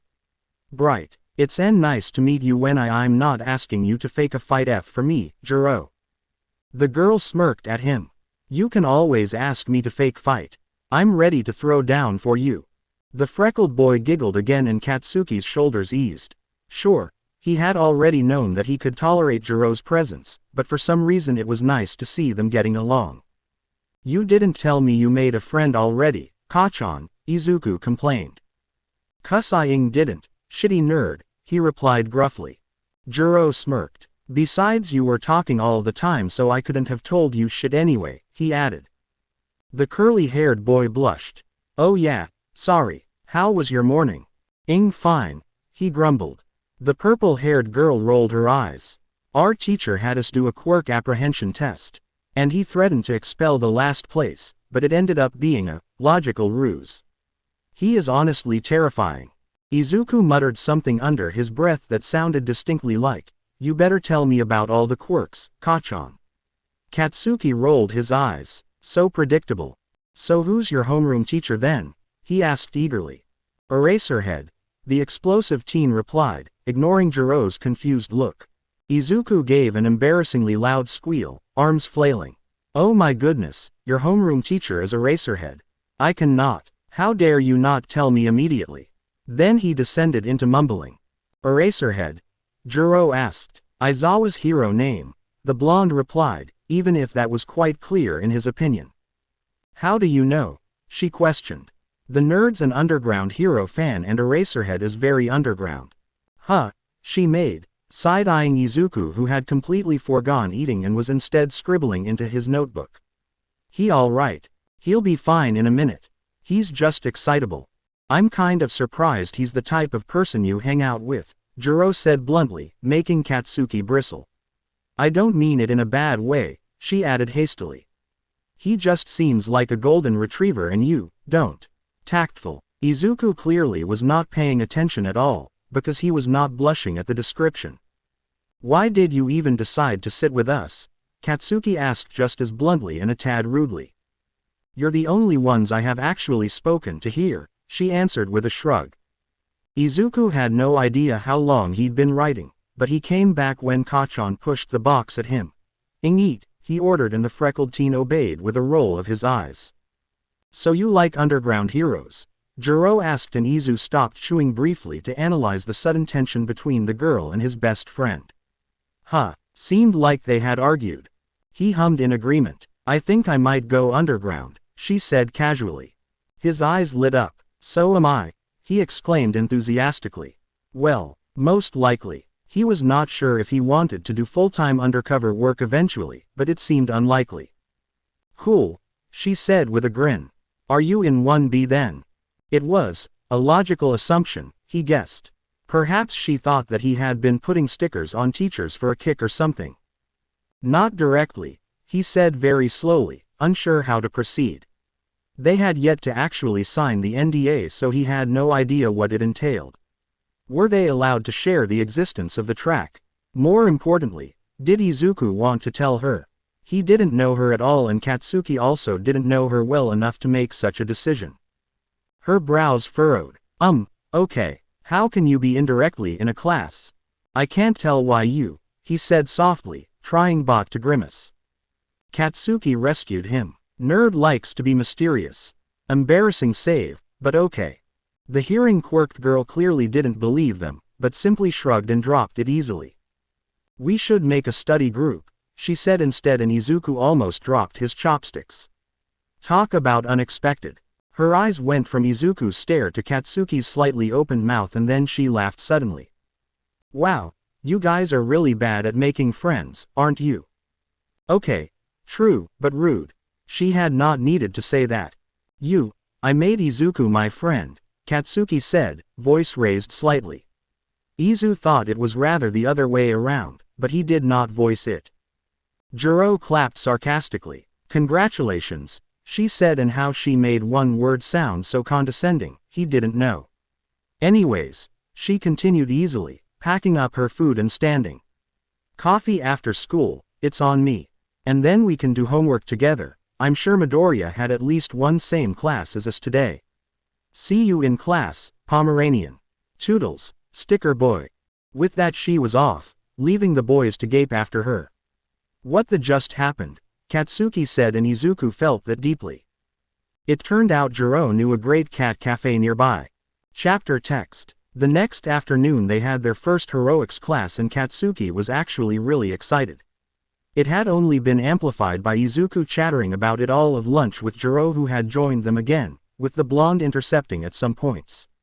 Apparently the Greenette had his first heroics class today too, even if they both guessed that their classes would be vastly different. I wonder who the teacher will be, Jiro mused, idly turning one of her cords around her finger. She did that a lot. It was probably similar to Izuku pulling on his fingers or Katsuki making small explosions go off. Even if she certainly didn't seem nervous, he had learned quickly that the girl had an immaculate poker face. Well, probably not one of the teachers we already had for the other classes, he hypothesized, which actually left quite a few teachers out. Despite the rocky first morning, the other classes were surprisingly normal. Or perhaps it wasn't all that surprising. UA prided itself on providing an immaculate education after all. Jiro's eyes widening was the only warning he had, before the door slammed open. I am here, coming through the door like a normal person. You've got to be shitting me, Katsuki muttered bitterly, seeing out of the corner of his eyes how Jiro winced and clutched at her ears. Tentacle boy, Shoji, if he remembered correctly, who also seemed to have some kind of quirk that helped with hearing, was probably not much better off. Most of the class was cheering and looking at All Might with admiration. The blonde turned to his seat neighbor. You okay? He mouthed when he had managed to catch her eye, and she gave a small, sharp nod. They were given access to their hero costume, and Katsuki brought back Jiro's eyes, daring her to comment. She smirked, but had enough self-preservation to not comment on it. Good for her. For all his aloof behavior, Katsuki couldn't stop himself from stopping in front of the mirror to stare at himself in his costume. He looked really, really good, and a thrill went through him. Gender euphoria, he grinned. He had a black, form-fitting shirt with long sleeves that hugged his form perfectly. Orange accents ran up his arms. Over it he wore a looser, cropped green shirt with an orange X over it. His hands were in gloves, and around his wrists he had firm cuffs to stabilize them. That had been Izuku's design. The cuffs were black, much like the knee pads and elbow pads. Despite the extra protection at his joints, he could move everything perfectly, and his grin spread. Loose black pants with orange and green accents, as well as green boots with bright orange soles, made the outfit complete. Around his waist hung a mostly empty utility belt. It was supposed to get filled with support items, as he learned. Once again Izu's idea, but for now there was only a pair of small grenades. They worked with his own sweat. And that had been very much Katsuki's idea. He adjusted the black mouth guard and the black mask, before stepping outside. The mask was simply a placeholder for when he could request a very specific set of protective goggles, for him to get used to it. Looking good, Pomeranian, Jiro said. She had taken his request not to call him Kachan to heart, and he was glad about it. He would hate to have to kick her from their trio, especially since she seamlessly clicked into space after only one day. You don't look as shitty as the other extras, he offered up, ignoring Pikachu's indignant yelp. Her costume was kind of cool, with a ripper pink shirt, a cropped jacket, protective gloves, and heavy boots. She wore what was clearly a utility belt as well, even if it was empty and had little studs on it. Geez, thanks for the great compliment, she responded with a roll of her eyes, before turning to Yaoyorozu, who had asked her a question about her shirt. Yaoyorozu, who was wearing rather little. Katsuki frowned, the frown only deepening when he saw Mineta practically drooling. Ingrape asshole. Situating himself firmly between her and the boy, he shielded both girls from his view. Thanks, Yaoyorozu said politely, clearly taken aback. Jiro snarked. I didn't take you for a gentleman. Katsuki simply rolled his eyes. He might be an asshole, but he was not a pervert, and he wouldn't let the boy make them uncomfortable. That was his job. Off, he scowled, before turning to Yaoyorozu, who looked vaguely uncomfortable with the cursing. Tough luck, he came like that. Did you know that the support department can make you a shirt made from your DNA? He asked. He had learned that from Izuku, but how the nerd knew, he did not know. The girl's eyes widened. Really? She said with much more excitement, even if she managed to make it sound unbearably polite. It could phase through then, she said quietly. She was clearly intelligent. Katsuki nodded. Thanks, Bakugo, she said warmly. Katsuki nodded again. All Might explained the exercise to them and it sounded right up the blonde's alley. A battle trial. He bet most of those extras didn't even have training in fighting. Which, it was slightly concerning that they were still doing it without the basics, but honestly Katsuki couldn't care less. He got to fight someone other than Izuku and those other extras at their dojo. His team was up first and Katsuki bit back a scowl when he saw that he was partnered up with Iida. The only worst thing would be Mineta honestly, but then at least he wouldn't be with one of the girls. Yaoyorozu frowned. Oh, she was with the pervert then. He saw Jiro pat her arm sympathetically, before he strolled towards the building All Might had indicated for them. He honestly didn't know if this would be that much fun after all. Kyoka was not the most confident person. Sure, she could pretend she was and people usually didn't question it, but that was what it was. Pretend. In middle school she had always been the weird girl who could sing and play instruments but ultimately didn't have much in common with the other children. She tended to speak her mind if she did speak, and that, coupled with her usually preferring silence, made her different. It wasn't that they disliked her, but they also didn't particularly like her either. Her understanding of fun was also not what most people would find fun, but at that point it was almost unimportant. So when she had seen Bakugo with all his brash anger and the way he had jumped on the chance to fake fight her, well, she had been intrigued to say the least. When he continued to more reluctantly than not talk to her and insulted Iida to his face, she had thought that perhaps he was like her. She had never met someone whose personality meshed with hers. Especially since she was expected to act like a girl, something she didn't even begin to understand. Then she had properly met Midoriya and it had stumped her just how different he was from the Pomeranian. How could they get along so well? Perhaps different people could be friends too. Whatever. She had already adopted them both into her study group, so she would soon know why exactly they got along well. Not that she didn't see Midoriya's appeal. While he was clearly anxious around her still, if she went off him stuttering with her but not with Bakugo, he was still witty and surprisingly funny. Not to say that both of them were wicked intelligent, which made doing homework with them much easier than if she'd been on her own. Her dark eyes, of the same color as her hair, tracked Bakugo's movement on the screen. He was going straight for Uraraka and Akari. It didn't surprise her. Iida was monologuing. How very strange. Akari turned into a big red panda and pounced on Bakugo, who had just rounded the corner. The blonde evaded in a frankly ridiculous show of agility, an explosion with his right hand steering right around her. Then he easily changed direction again, this time forming a slightly bigger explosion with his other hand, before wrapping the tape around the girl's paw. Akari Chiasa of the hero team has been captured. That had been quick. Jiro's respect for the boy grew. She wasn't very good at fighting, her quirk had been enough to get her through the exam, but perhaps he could teach her. Bakugo seemed to be communicating with Iida, before he visibly scowled and made his way back to the room they'd hidden the bomb in. It became quickly clear as to why. Uraraka had meanwhile reached the room and was making attempts on reaching the bomb. Iida stopped her with his speed bursts, but did either not know or not think to capture her. Her tentative new friendly acquaintance, put a stop to that very quickly. Uraraka brushed her fingers against his biceps, taking his gravity, but Bakugo seemed undeterred. In fact, he grinned as if he had been waiting for that.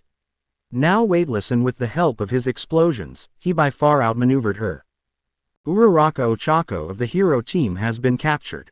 He's very good, Yaoyorozu mused from next to Kyoka, and she couldn't help but nod, even if she didn't usually compliment people unless it was to their face. Stupid glasses messed up the plan, the blonde grumbled when he came to stand next to them. Before any of them could ask what the plan had been, All Might asked some questions and the next match began. Kyoka's own partner was Kaminari Denki. Electricity quirk. I should just discharge. They won't know what hit them, the boy said. The girl rolled her eyes.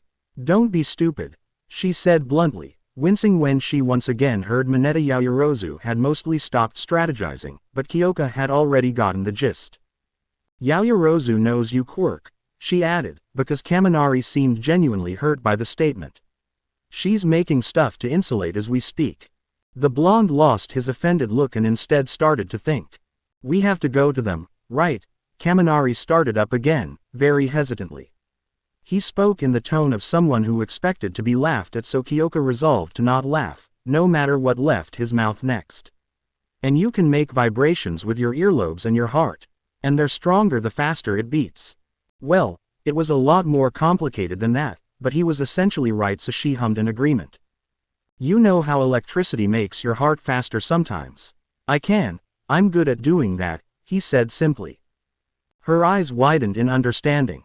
You want to go through a wall. The lightning user grinned. I want to go through a wall. Her brain worked that over and she narrowed her eyes in consideration. I think that'll work. You don't actually make people's hearts stop on accident, right? She didn't fancy dying. He bristled. I might be stupid, but I know electricity, okay? She shrugged. I don't think you're stupid. You don't. The blonde gaped at her. You literally called me stupid a minute ago. The girl rolled her eyes. No, I didn't. I told you to not be stupid. And then you stopped doing it. So are you coming or not? With that she stepped into the building.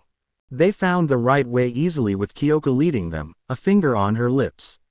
Not that Kaminari seemed to have any trouble staying quiet, even if he was almost vibrating out of his skin with every step. Perhaps she should introduce him to Midoriya. They both seemed to have too much energy for a human being. When they reached the right place, she made a sign for him to stop, then she pointed at where Mineta was behind the wall and then at Kaminari. He gave a determined nod and then shocked Jiro just as she fully plugged her ear jacks in. The wall crumbled with an astounding force and they both sprang into action. At that point, Mineta and Yaoyorozu didn't stand a chance.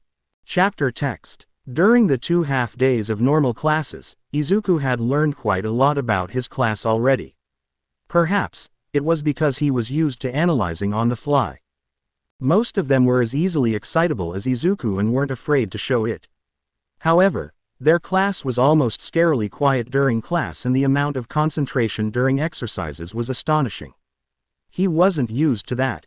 He was used to things flying around and students yelling and him hearing at least one quirkist comment per minute. It was a nice atmosphere. Another thing he had learned that his class did not mind when Izuku mumbled or stuttered or took a while to answer questions. They were very patient and in fact seemed to like his muttering to the point of them all already having gotten a promise that he would give them an analysis of their quirk. Now the classroom was abuzz with excitement. Hayashi was talking loudly to Akane, or rather they talked at the same time. Izu wasn't sure if they actually a word the other said. Ren was impassive as always, but his lips were slightly tilted up. The cat-eared boy, Takada, was clearly pretending to be unaffected, but Izuku had seen his legs shake under the table. The door slammed open and the greenette jumped. Good afternoon, class, a gruff voice greeted them and Izuku almost fell off his chair. Eraserhead, he thought, or at least he had meant to think it, but had apparently said it out loud, because everyone was staring at them. Yes, I'm Eraserhead, as your classmate has helpfully pointed out, the man said dryly. Izuku flushed. But you can call me Aizawa-sensei when we're at school. The class was as quiet as always, chorusing a quick, yes, Aizawa-sensei. Eraserhead blinked. Since this is your first underground heroics class, you will not wear your costumes. I need to assess you first and I can't accurately do that when you're wearing something new to you. The man ignored the obvious disappointment in everyone's faces. Put on your gym uniforms and meet me in Gym Beta, he ordered, before promptly strolling out. They scrambled to obey, all of them eager for the lesson. They had both undercover and underground heroics, as well as other classes the school deemed important. That was on top of the other classes, of course. But this was the one most were most excited for. Except for Chisaka, who apparently wanted to exclusively be undercover. It certainly fit her. Still, 4 minutes later, they all stood in Gym Beta in a neat half circle. Aizawa didn't say anything about their time, which was a good sign. At least if Kachan and Jiro were to go by. Then again, perhaps the teacher was simply stricter with his own class. I have prepared several exercises. You will go one by one and I will compare your score, he explained flatly. They all nodded and he had them line up behind a weird-looking mat on the ground. This is to train your stealth by making your steps light, he explained curtly. It's simple. If you step too hard, the mat beeps. He showed them by walking over it, at first without a beep, which was ridiculously impressive, then by stepping harder. The beep was an annoying sound. I will count the amount of beeps, as well as time, he explained. Amatani raised her hand. Can we use our quirks? He considered her, before he shook his head. This is to test your base, not how well you do at it if the situation allowed for it. For example, you can float, right? At her nod, he continued. What if you are in a room low enough for you not to do that? Or you have overused your quirk? She nodded again to show that she understood and then promptly went first. Very carefully she made her way over the mat, wincing each time it beeped, which often caused it to beep again. Still, she made a decent time in Izuku's eyes. So did Ren and then Chisaka, who followed, the former a bit less well than the latter. Hayashi hesitated. I can't turn my quirk off, she said, head tilted to the side questioningly. To demonstrate, she walked onto the mat normally and it gave no sign that she was doing anything. That was such a cool quirk. Don't worry, Aizawa said with a sadistic smile that made the students already on his side unconsciously take a step back. That won't be a problem. Then his eyes began to glow red and his hair lifted. Go, he ordered, and she did, now eliciting quite a bit more beeps. She might actually have done worse than the others. Probably because she was used to being able to rely on her quirk. What was that? Akane whispered, but he didn't seem to take particular care to be quiet, because it could be heard well. Or maybe he was just bad at whispering. He erased her Q quirk, Izuku said, voice vibrating with admiration and renewed excitement. He wanted to write down his thoughts so badly. Aizawa lifted his eyebrow. Remarkably well informed, he commented, and Izuku flushed. However, before he could reply to that, Eraserhead indicated for him to go. The greenhead actually did quite well in his opinion. He was used to treading lightly around school and at home, so it came naturally. Of course he still set off the hypersensitive mat quite a bit, but Akane winced his way through the exercise, frowning when he stood next to his classmates. Takada, who was the last one who hadn't done the exercise, straightened his shoulders. The long-haired boy with cat ears stepped onto the mat. It beeped. Another step, another beep. He took a deep breath, clearly forcing himself to go more carefully. Another beep, and Takada frowned. Amount of beeps and time, right? He asked, sending Eraserhead a calculating look. Yes, the man replied slowly, sounding like he regretted all his life choices. Takada quickly completed the mat with 3 long jumps that obviously set off the mat. A nervous laugh went through the other students as Takada bowed. Aizawa pinched the space between his eyebrows, giving a long-suffering sigh. We will come back to that later, he said. It sounded like a threat, and Izuku gulped. Worth it, Takada whispered to the greenette, winking at him. Aye if you say so, Izuku whispered back. It's n not my L legs falling off from D doing it AHH 100 times in AR row. Takada barked a surprised laugh. I like you, Midoriya, he said, before promptly strolling after the group. Izuku yelped when he stumbled, blushing furiously. Had he been joking? Surely he had to have been. Next, sprint, he said. No quirks, this whole thing will be done without. We'll see how you do with quirks at some other point. It's simply illogical when only 2 of you have quirks suited for an exercise. Amatani and Ren then. Scooting would definitely be faster than sprinting. However, then it turned out that the boy was a god at the exercise even without his quirk. He could probably run circles around them. Izuku placed a solid second. It seemed like running from bullies was good preparation. He also did very well in the pacing test. In fact, he was wondering if the others were pretending to drop out so early. The only one other than him who stayed in for a noticeable amount of time was Takada, which quietly surprised Izuku.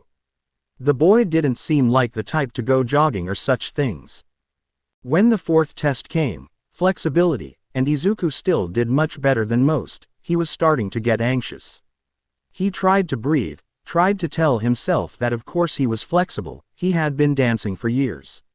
But even if all Chisaka and Hayashi proved to be very flexible as well, Izuku couldn't help the bad feeling rising. What if he was cheating somehow? He had never been good in PE in middle school. He had never been good in school overall. Of course he knew that it was partly because of discrimination, but it couldn't all be.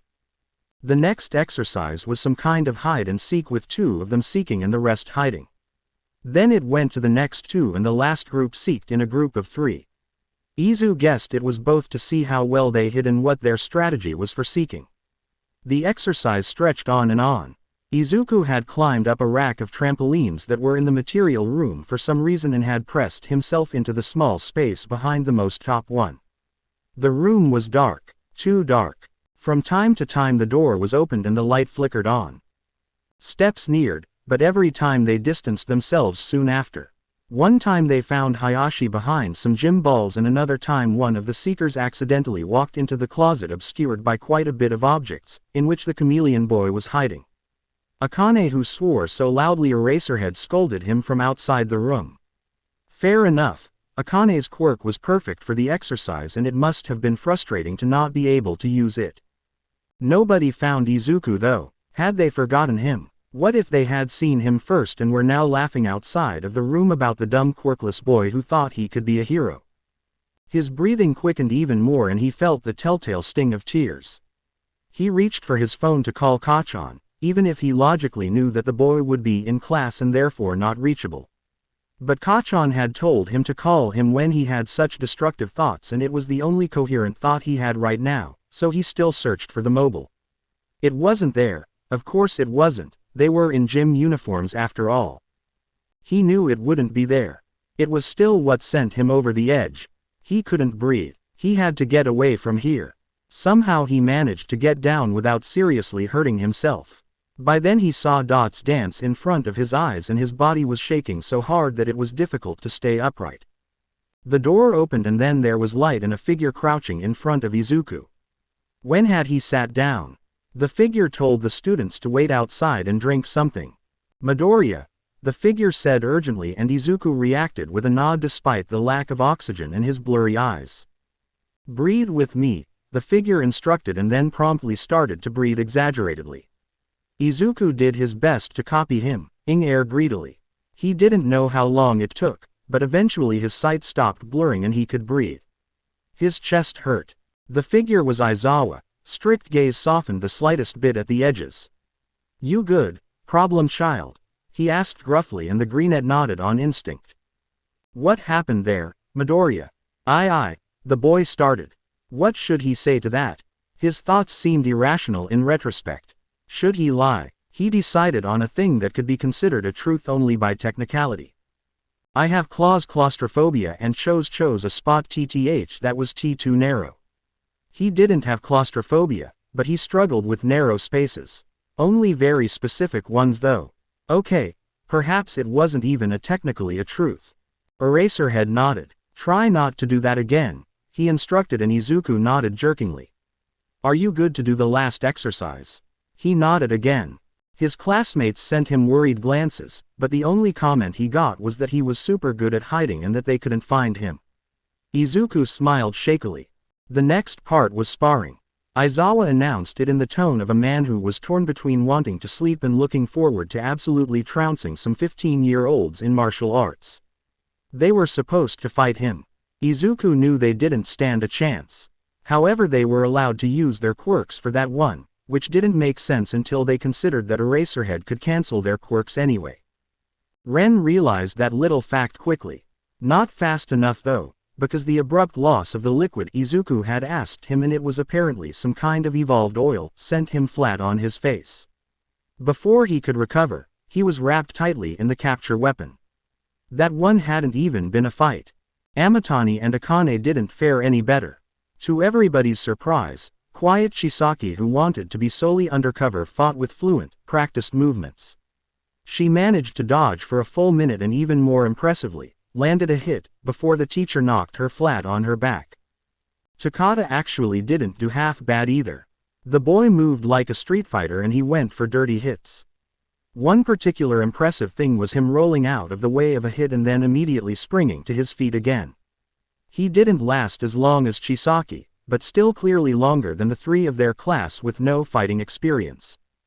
Hayashi fought with the sloppy, half-formed form of someone who had only recently taken up fighting. Izuku recognized it as the specific form of mixed martial arts he was learning, and he wondered if she went to the same dojo as him. Her long, bubblegum-colored hair moved behind her like a whip.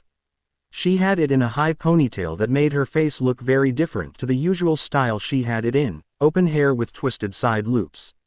She looked older with her hair strictly back. Despite her being great at dodging, she lost within 30 seconds. Still impressive, especially since he had been newer. Izuku was last, probably because Sensei had wanted him to have an additional few minutes to come down from his anxiety attack. He had been sipping water constantly to calm himself down and now stood with the easy balance of someone who had been both dancing and fighting for years. This was something he knew he was good at, because he beat Kacchan half of their matches and Kacchan was great at everything he did. He slipped into the familiar stance and immediately twisted under the capture weapon coming from him. Eraserhead was an ambush predator and it was what he was most comfortable with.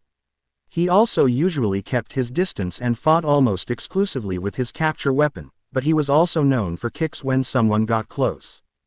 The boy jumped over one of said kicks as he had thought it, using his momentum to bring up an elbow into his teacher's stomach.